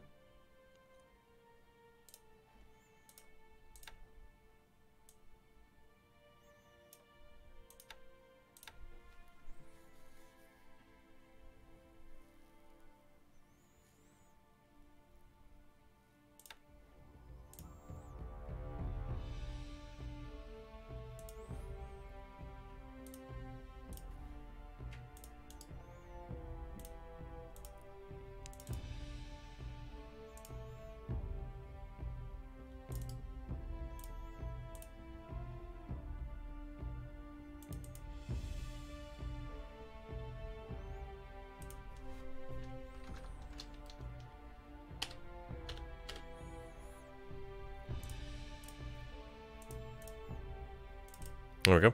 Let's wait for that to load up.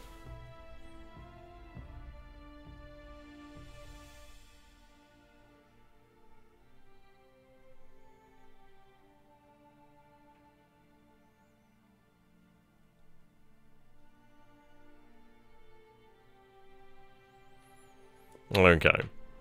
We'll just load the current turn then.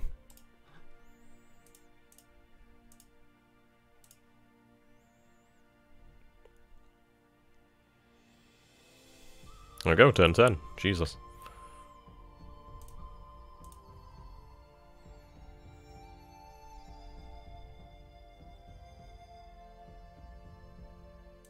Right, here we go. So we can actually see the effects of the database change here, like the Oka. I don't think we actually had before.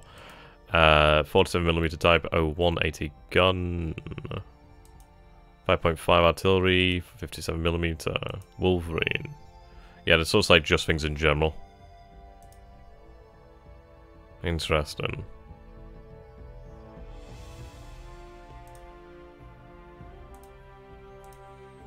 Supposedly Sea Lion, but I doubt that one. Yeah, Canopus we definitely know about.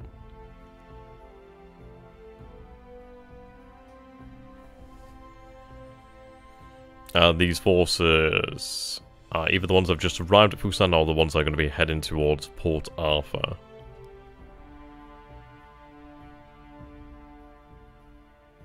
Right, you've been unpacked?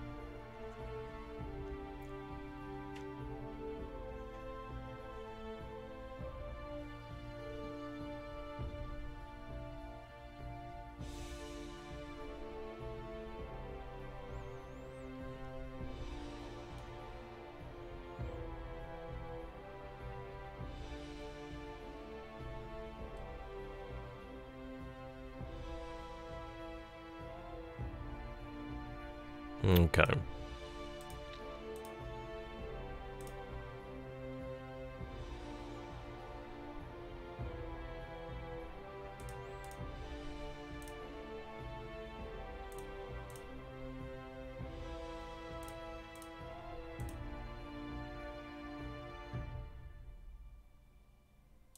Yeah, so we are building more of them.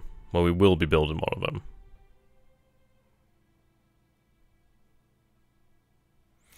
I could probably do with expanding that actual production there. They're quite nice. Then again, that is like a quite expensive thing to do. We'll take a look at just increasing the amount of them just slightly. And again, we do have the MC-21 Sally. I think those would be the other transport plane.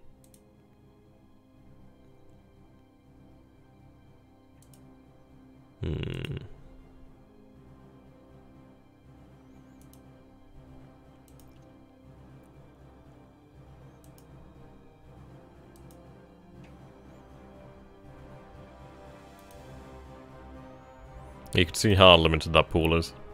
Produce 13 a month. Yeah, we produce a G3 every day. Only one of them, obviously, 13 a month. Yeah, plenty of Jakes. What we do need to do is actually change search planes out overall across most, if just basically everybody for the most part. Actually just really increase the number of actual long-range search planes that we have. Right, K21-2A Sally has begun production increase, which is quite good. 32 a month there. G4M1s, yeah, that's a lot of production there. Bit of overproduction for the most part. Oscars definitely increasing there. Many more to come.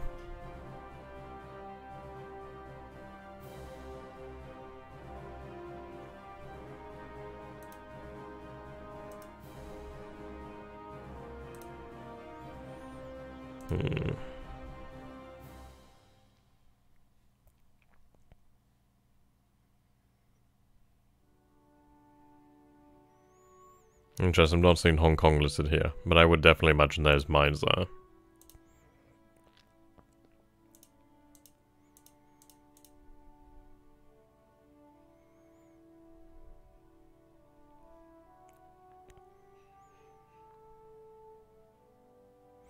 Okay, let's just take a quick look at leaders.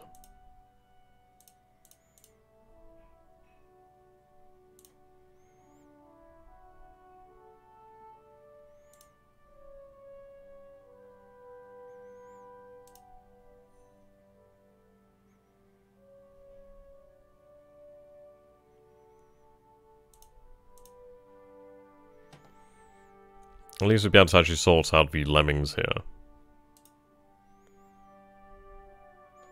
Yeah, wow. So there, Rocco, how you doing, my friend? Yeah, you can see here that one of our best captains currently leads the light cruiser 10 room.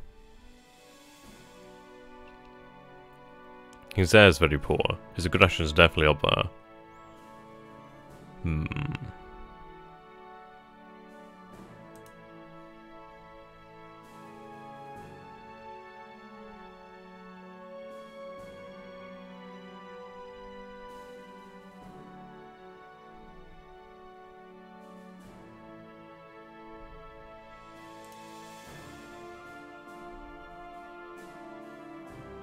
I mean, the Captain of the Ryujo does probably need... Well, yeah, we should have him replaced for more air. Considering it's a carrier.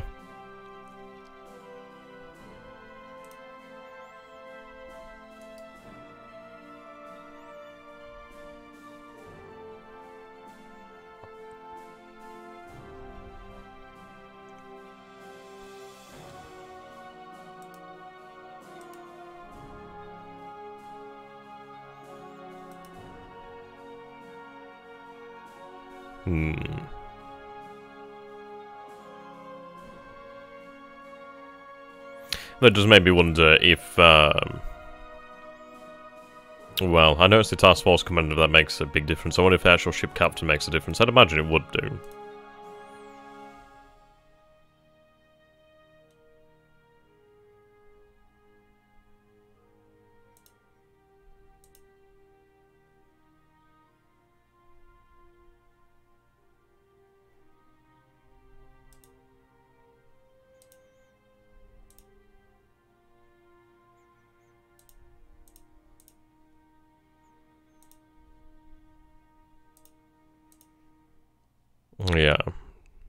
these are the ones that we need to replace that are quite low like this.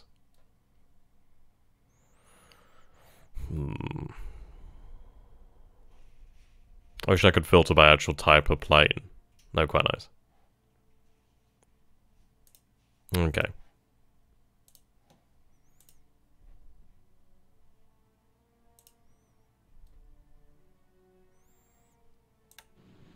I do need you.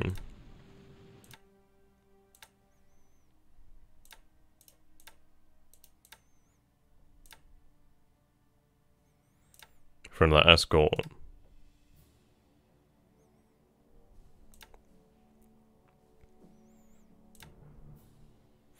Okay. I need you to really rearm our submarines.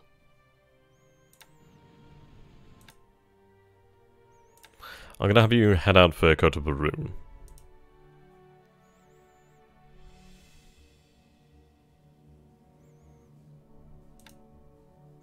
I'd probably be better off having her travel with some other ships.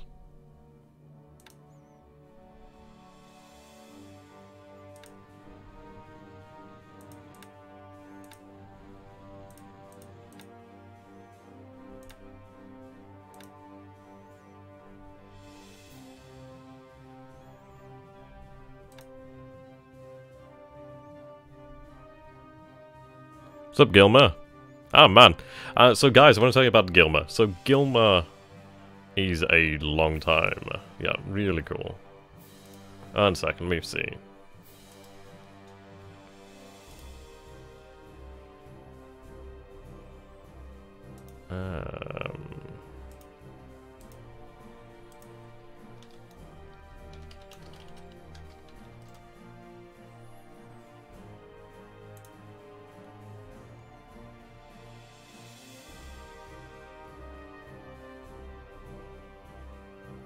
Do you still have a channel there, Gilmer?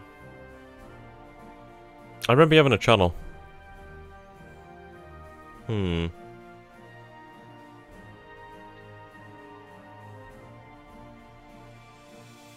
Yeah, I'm sure you have a channel, don't you, Gilmer? I'm sure I'm not confusing with somebody else. But, hi, how are you doing, man? It's good to see you again. Been a long time, actually. Okay, anyway.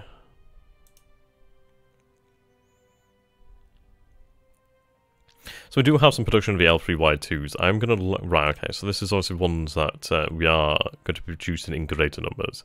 Considering all of them are ready, what we're going to do is actually have them move into China. I'm going to actually use them to actually supply our forces at Yichang.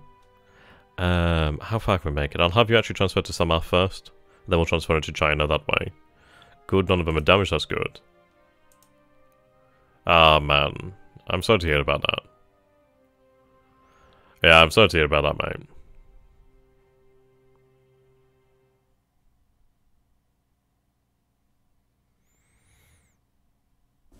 Okay.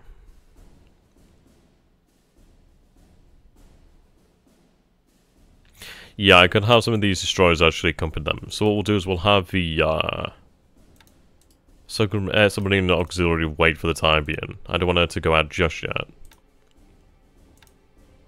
So you just wait here. Now, I do have a troop transport over there, which is actually worth its weight in gold. Very good capacity. Some nice ships as well. Use and N, definitely nice. Tohos are okay. We'll have you remain here then for the time being. So just disband you for now.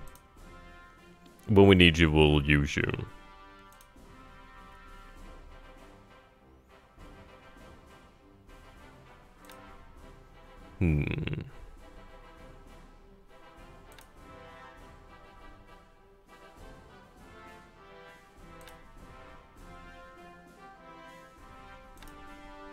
Okay, have you unpacked.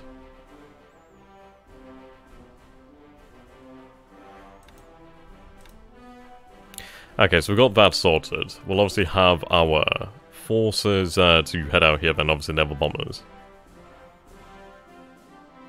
Beyond that, what else do we need to do? Just have a bit of a brainstorm.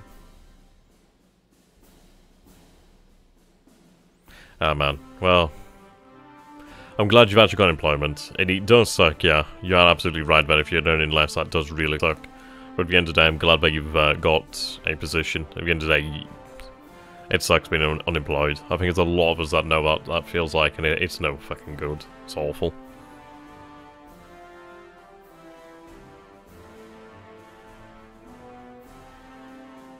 Just trying to think of what else we need to do here.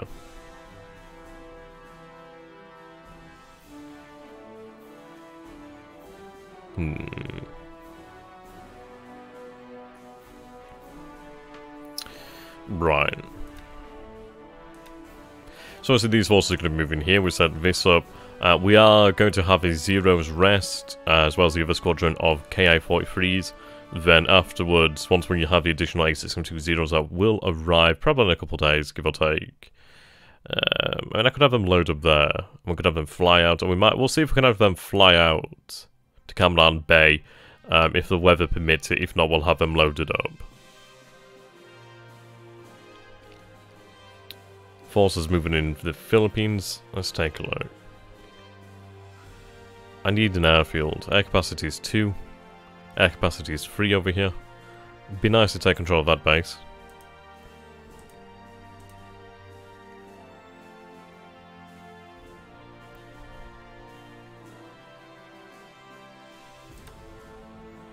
Right, you're currently moving out, that's good. So we're going to move from the smaller airbase over here at Apari to the larger airbase over here.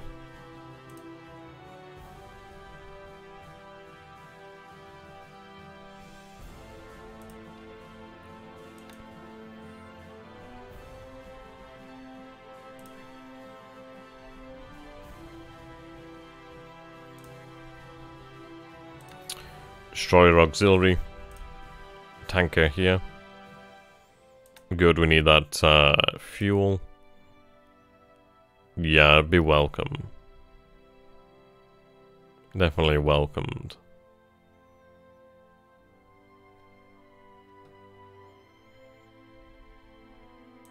So a couple of days out from Midway now. Have them share that fuel out.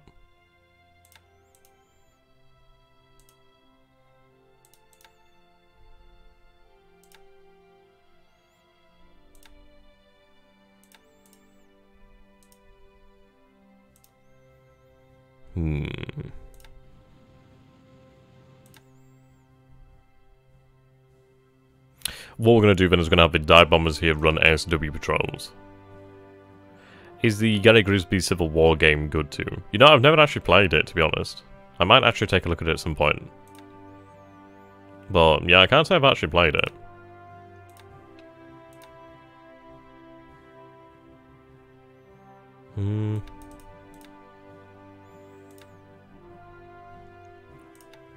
So have all of our dive bombers actually run ASW patrols.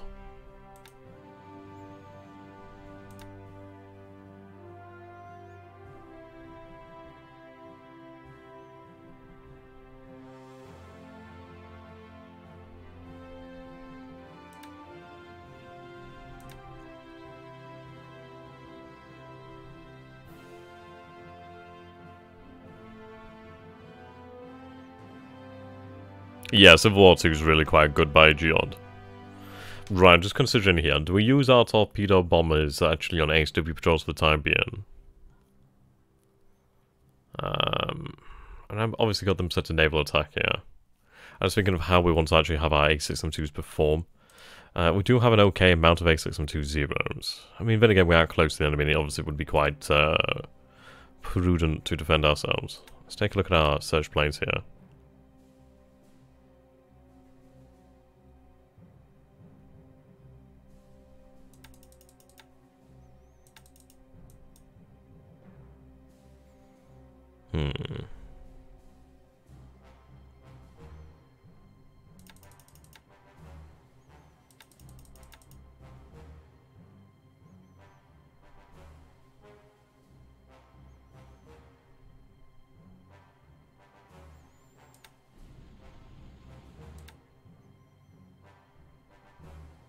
Right, okay.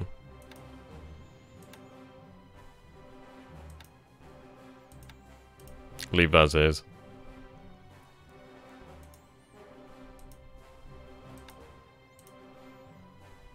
We were aware of something out here. There's definitely ships out this way. And that does concern me.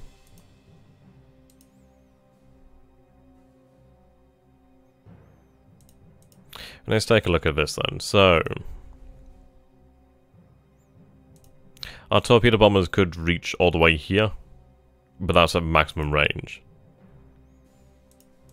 Dive bombers' maximum range is about here. Yeah, we do need to be aware of what's in our surroundings here. Very aware.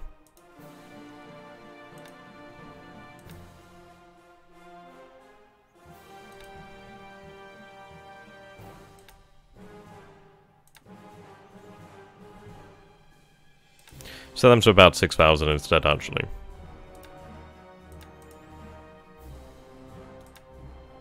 At least that way they might be able to detect service task forces as well. Okay, so we can't actually refuel here. Well, what we're doing is actually pulling out of Canton Island completely. We're not going to leave anything behind here. The port and the airfield is very heavily damaged. What I'm thinking of actually doing with the forces from Canton Island is actually having them move on to Fiji itself at Suva. I think we'd actually do better over here. It is somewhat easier to access from the Marshall Islands as well. In this train. I mean, it's not too far. It's a little bit more distance than Canton Island. But once we take Tarawa, then obviously we'll take the Elise Islands at some point in the future as well, just to link it up. But yeah, we did manage to pull off a success over here, but due to the fact that I can't get any planes down here right now, rather than actually split my efforts, I'm actually going to pull back from Canton, and then we'll concentrate on Fiji for the most part. So let's take a look at our troops all loaded up yet. I think we're just... Yeah, I think it's just the supplies that we're loading up here.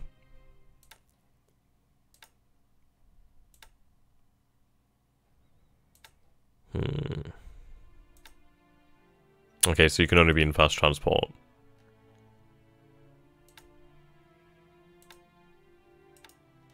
Okay, that's fine.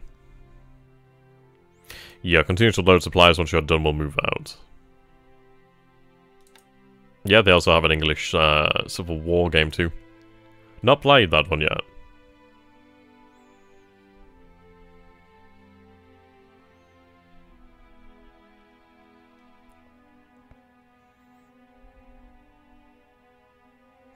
Okay, what I'm trying to do now is actually think of anything else we need to do. I don't think it's actually as long of a turn as the previous ones were.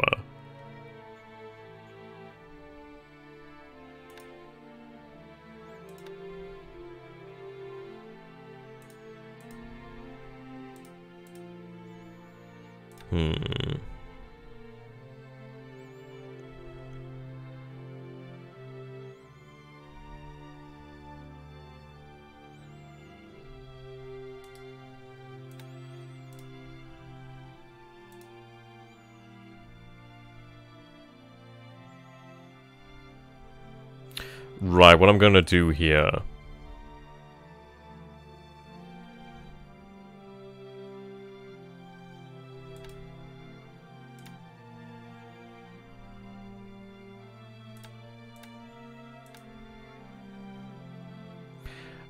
what am I planning? We'll go for them. I think once we take Fiji, what we'll do, obviously, once we've taken Midway as well.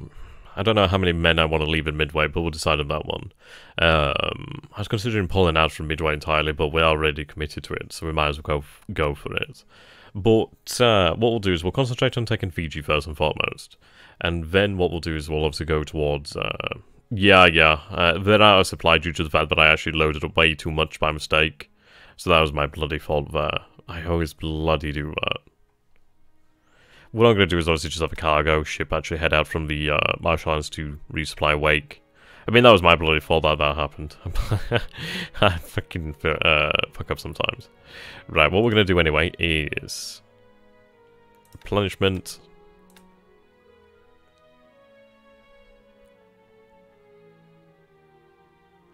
I'm going to take the Toho Maru. Toho Maru is going to head to Kawalajin Island over here. The reason for that is I then want her to disband there. I want her to actually continue to load up. Well, not disband her. I want her to actually load back up on fuel, as obviously we'll have a fuel shipment coming in here. But I want a replenishment tanker out here that actually can have some pretty damn good capacity to make sure that Kiributai does have a source of fuel available should she need it. Okay.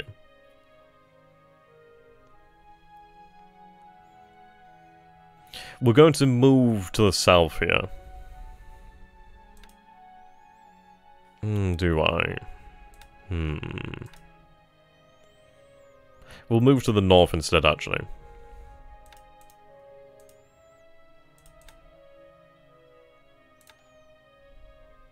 Obviously going to take you a long time. If I move you full speed, you'd be about there.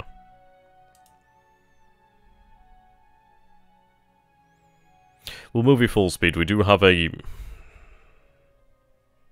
No, there's no point. Yeah, we only gain like 1 additional hex there, so that's fine. Right, what we'll do then is we'll have you head north. The reason I'm doing that and not heading south or closer towards Midway is he will probably have search planes out here. So let's take a look at RO61. So let's go back here then to alerts.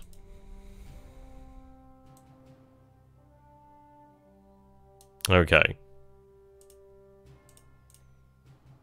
So RO61 has not been spotted, which I do find rather interesting. But what I want to do now is basically, I want to avoid Kiributai being discovered. I want to avoid any of the other ships being discovered. I want these to be avoided, avoid being discovered. What we want to do now is just basically hope on the fact that his patrols are going to miss us. Because we are aware that there are potentially ships in this area. We did see something some time ago. So there's definitely something around here. Right.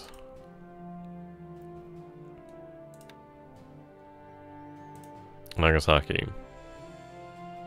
So I have 4 divisions here. Do I dare take a look at this link? Okay, let's take a quick look.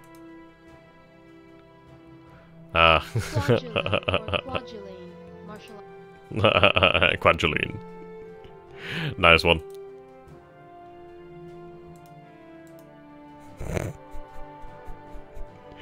Oh dear. Okay. Quadrillion. Alright, I'll go with it. I'll rock it out. Plenty of troop transport here. Combined 42 and 62.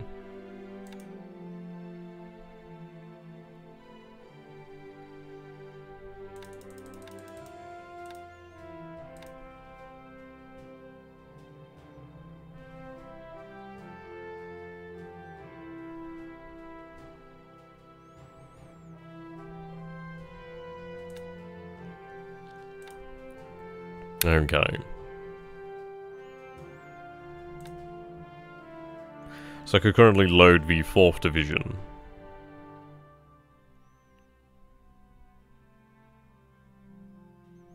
We'll begin to load the 4th Division then.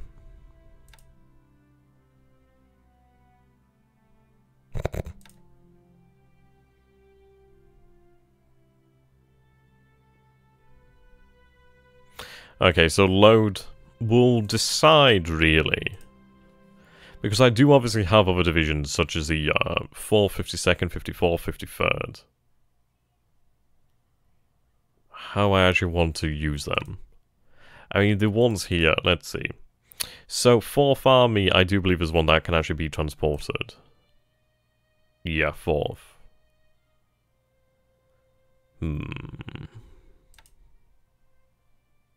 That assigned to the Southern Army. Wow. Yeah, I mean, take a look at that. So 1,682 points to change their command. Yeah, that's beyond our ability right now. Not gonna happen. But at least we are loading up a 2nd division here at Nagasaki. So we'll get that underway. Okay. Since you've just arrived, we'll have you disbanded.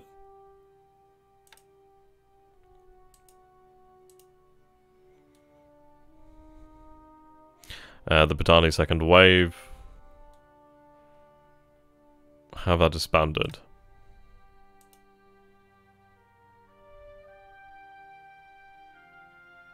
Yeah, it's quite funny actually. I've had a real big like stint of watching urban exploration videos. That's been really cool. Looks genuinely very, very interesting.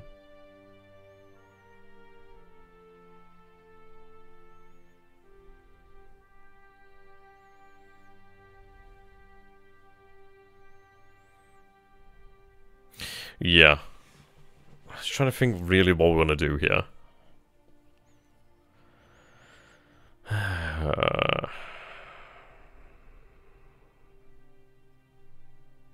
Can you guys think of anything we might have missed here, then? I'm just trying to think of really everything we've done.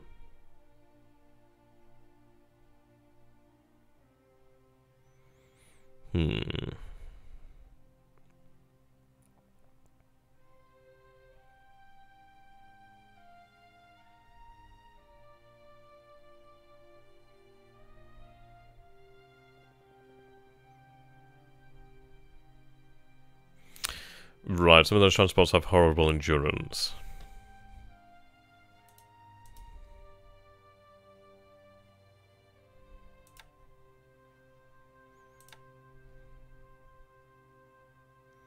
Yeah, they do, don't they?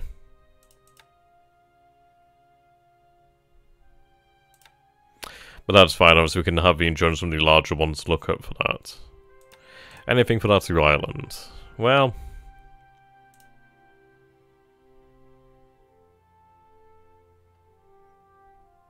I do have one of these infantry grooms.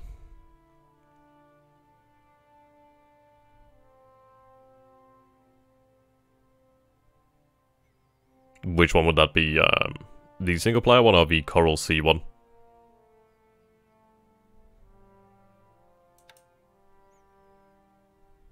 How much would it cost to have you reassigned? 498 points. We could do that.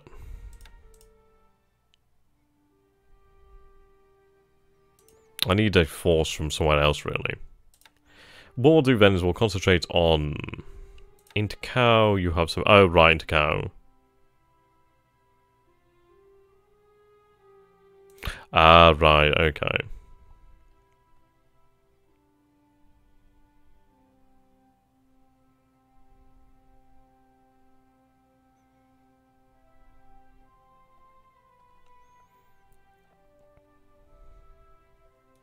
I do have those patrol boats, actually, I could do a lot with.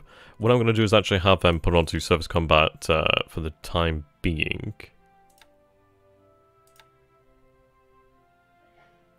Well, I mean, the thing is, it's like the massive... I mean, the difference between this campaign and that campaign, it's just night and day. So...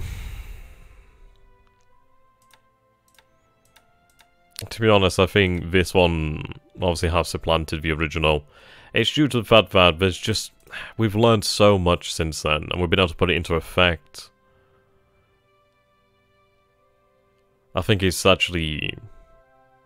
Well, that and the challenge as well, so I would actually face the human opponents. Yeah. Winter's Magnifier built-in tool's great.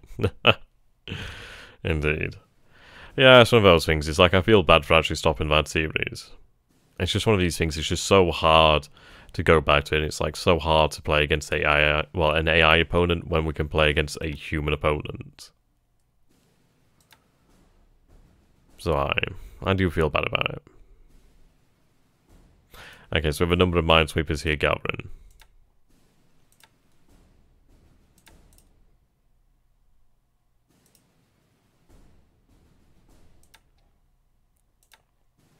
Okay, minesweeping.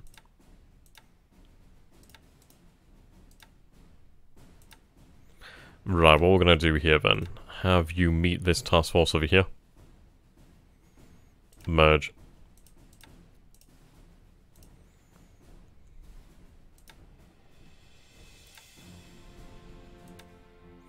Right. Their job is going to be to head off just the coast of Hong Kong. and begin to sweep mines. So mine sweeping basically is they can sweep mines, like, if they're here, they can sweep mines all around them in one hex. Well, one hex all around them. Yeah, you should. I ate a whole tub of ice cream because... oh dear. Oh, bloody hell.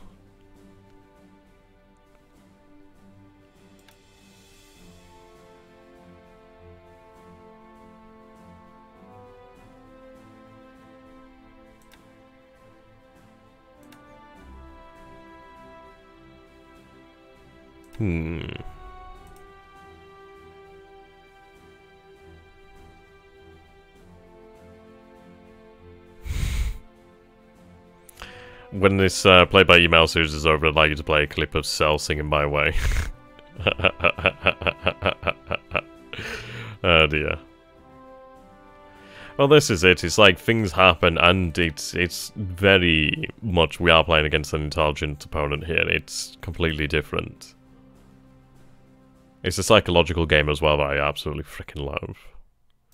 Okay, we'll have these troops actually head back from Victoria Point. I'd like them to actually... we'll have them head back over here, and I'd like them to actually link up with the rest of their detachment. Some of them are over here in Thailand. Yeah. Oh no, I think they're all kind of up and down here, aren't they? Yeah. What I may have them do is actually link up either here and then begin to travel towards the base of Magoo, but yeah.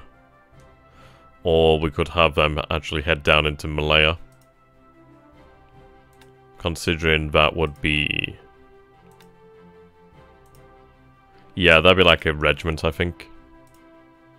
So that'd be worthwhile. Actually worthwhile down here. I'm going to try and put together these formations into their full divisions, really.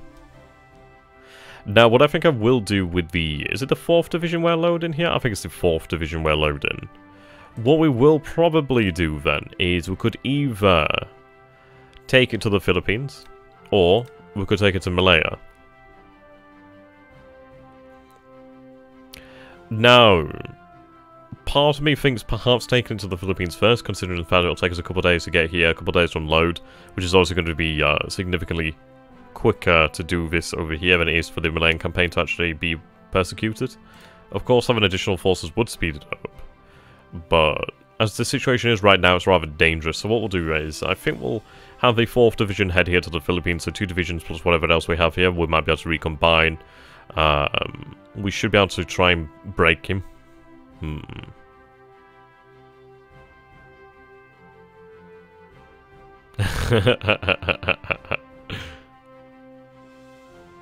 Yeah, pretty much.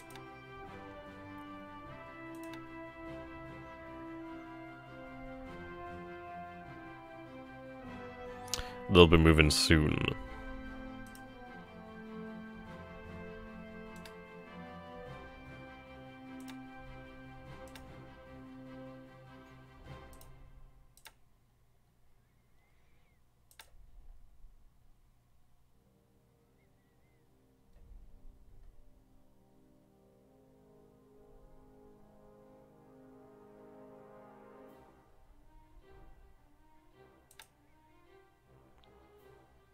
Okay, you're following the 13th Division.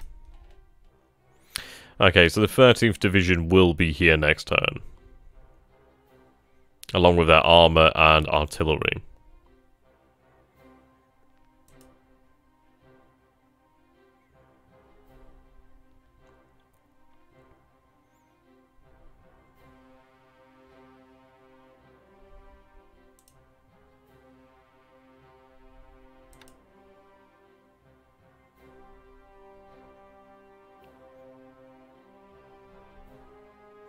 You know, part of me is thinking here.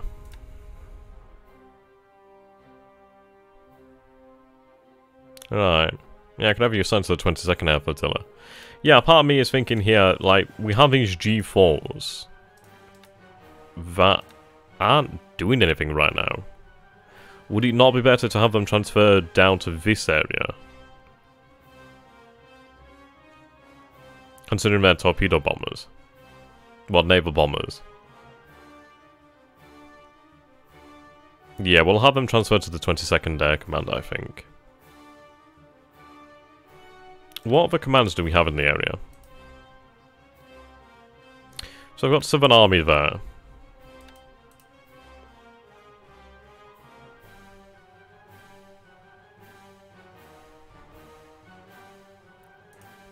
I've got 3rd Air Division.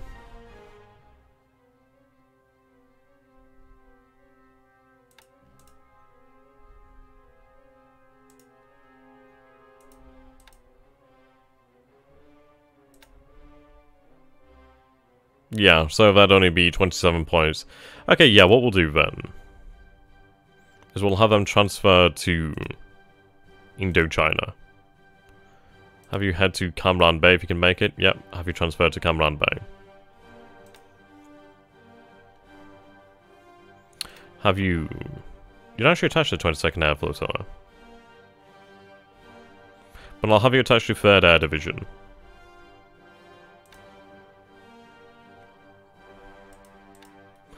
Obviously, we'll move them closer to 3rd Air Division.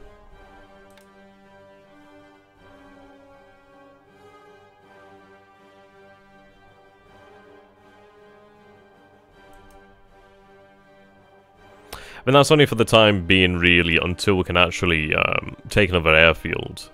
But I might have 3rd Air Division actually move to Singora, perhaps.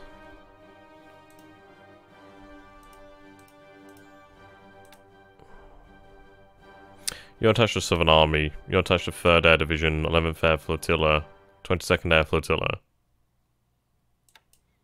Right. We'll figure out how we want to use them and how... Well, yeah, how we can use them.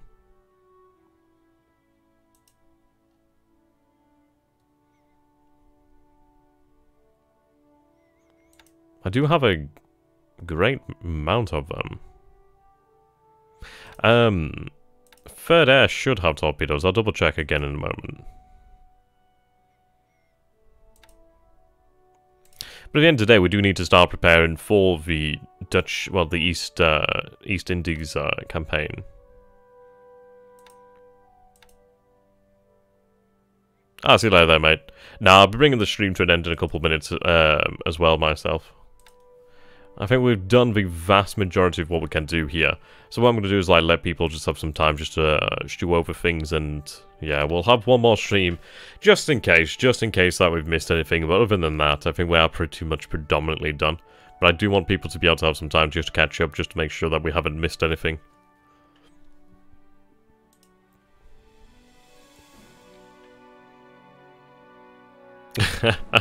Hello there, Cremium Blood. How you doing, my friend? Somehow this is very relaxing to watch. I can't possibly follow along all that is happening, but it's nice to still watch and enjoy it very much. Ah, thank you very much there, mate. It's nice to see you in the stream, actually.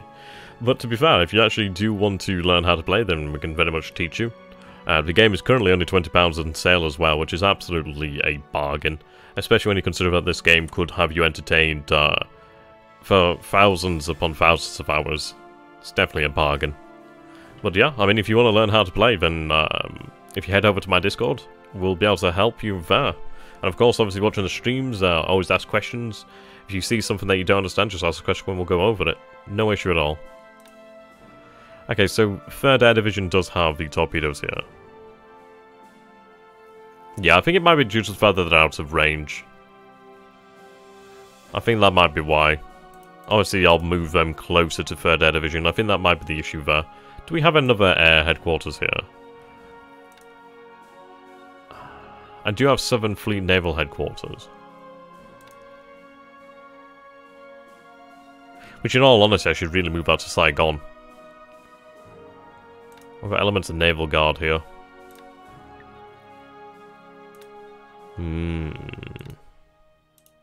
Okay, we should definitely move that Naval Guard unit to Leyte.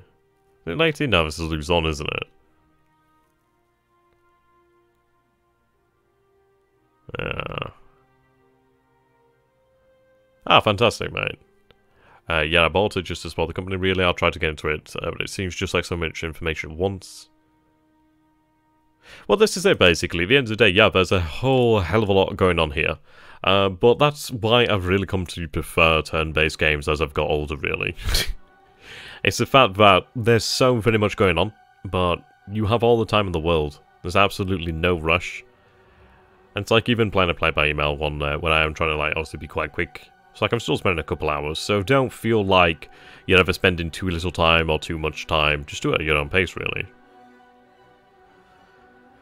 We could expand the repair shipyard at Camran.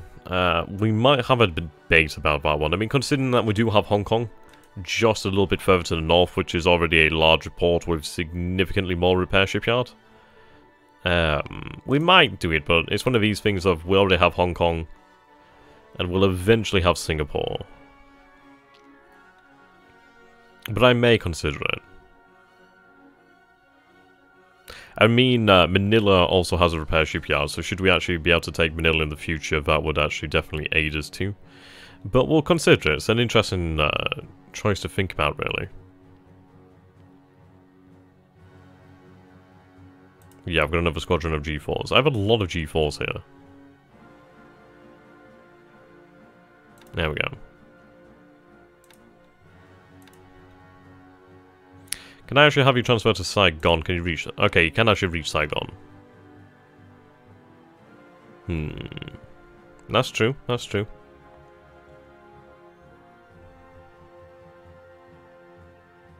Right. You're attached to the 23rd Air Flotilla.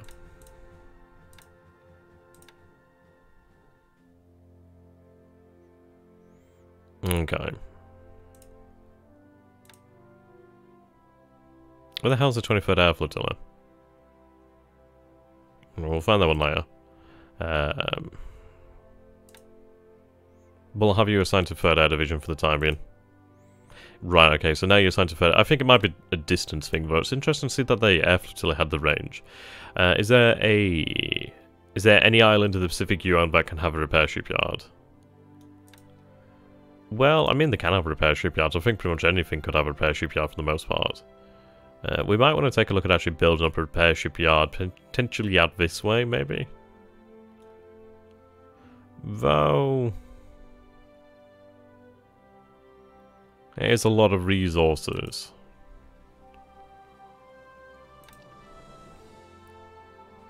It is something to consider. Can you show the plane building screen? Yeah, sure. The one on the tracker or the one in-game?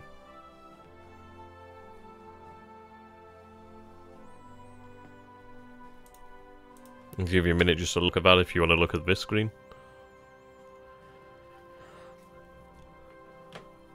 But, just in case you mean the other one. 23rd Air Division is in Takao. Yeah, it's interesting to see that they actually still have that range to the one in Takao. But now that we've got them assigned to the 3rd Air Division, they can actually use torpedoes. So I think it's just a proximity thing. Are they on the rail line? No, they're not on the rail line. That's not good. And we might actually want to use naval transport to move that air division, sorry, that air command out then. That might be for the best. It's just we have an abundance of planes here, without much in the way of actual capacity. How does one actually upgrade port facilities? You go. Yeah, no issue, mate. No, that's true. Yeah, you go over here to repair shipyard.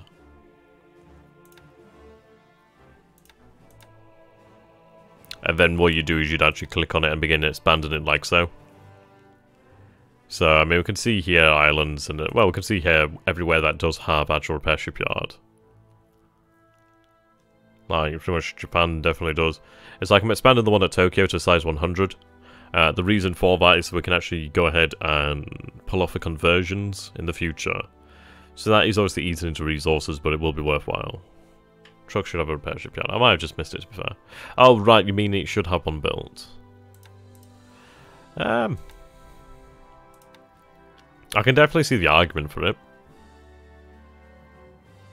Port capacity is 6.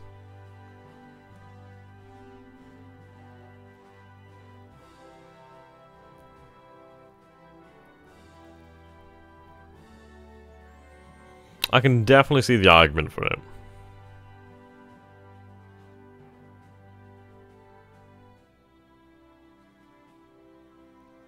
definitely does have a large port and air capacity as well, so that's quite nice. We'll have a thought about that one, we'll consider that one. We do have a lot of supply there, so we could potentially pull it off. We'll think about it. I think we'll think about that one. Yeah, truck is the Japanese Pearl Harbor. I mean, this is it. I mean, I suppose so, considering that we have nothing out this far with repair shipyards, so it would be quite nice. Okay.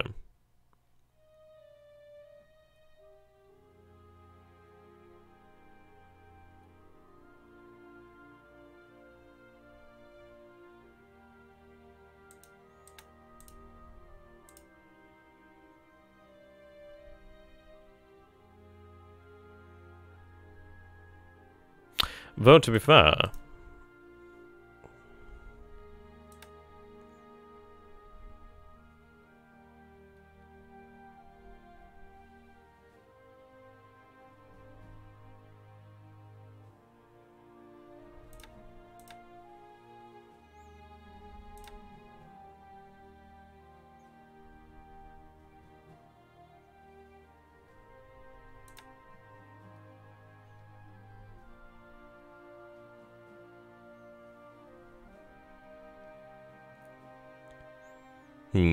I'm not too certain on that one. It might need like a naval headquarters or something.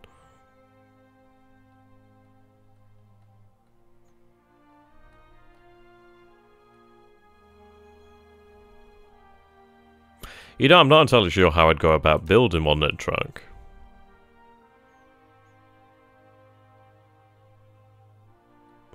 I think unless it's actually listed here, I don't think we can actually do it.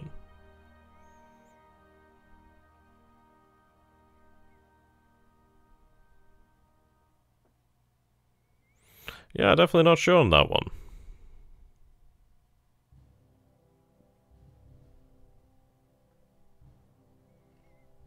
Interesting. Right, well that's something to consider in the future then, isn't it? What's the plan for Rebel?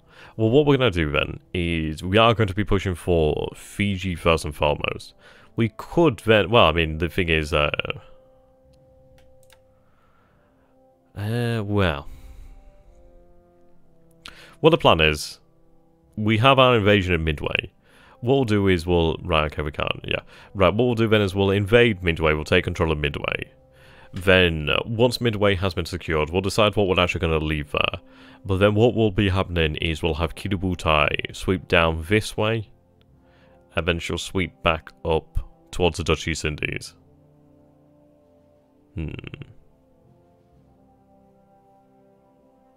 Indeed. We'll find the material, many material for it as we go on. But I do want carrier support in this area. The idea is that we'll have carriers moving this way, we'll have carriers moving this way. But right now I'm going to have a cargo move over here, obviously to support the operations of Dutch East Indies. But then Kiributai's role is more so... operate in the Pacific sometime, and then she's going to move up sort of like in this direction. The reasoning for that is I'm interested to see what will happen in the coming days. I don't want to immediately pull carriers out of the area, because he may yet come with his own carriers. I mean, supposedly his report here, we'll see how that turns out. But we'll see. Right, well... I think that's all we can do for right now. I think what we'll do then is we'll have some thoughts, and then we'll have one more stream, and I think we'll be good to go then on the actual turn. So thank you so very much for watching, ladies and gentlemen. I hope you have enjoyed this, and if you have enjoyed this, then please do go ahead and consider supporting myself and the channel. It really does make a massive difference. And welcome to those of you who have just joined the stream. Obviously, you are new arrivals, so it's a good thing to see that. Love to meet new people. I do try to remember names as much as I can.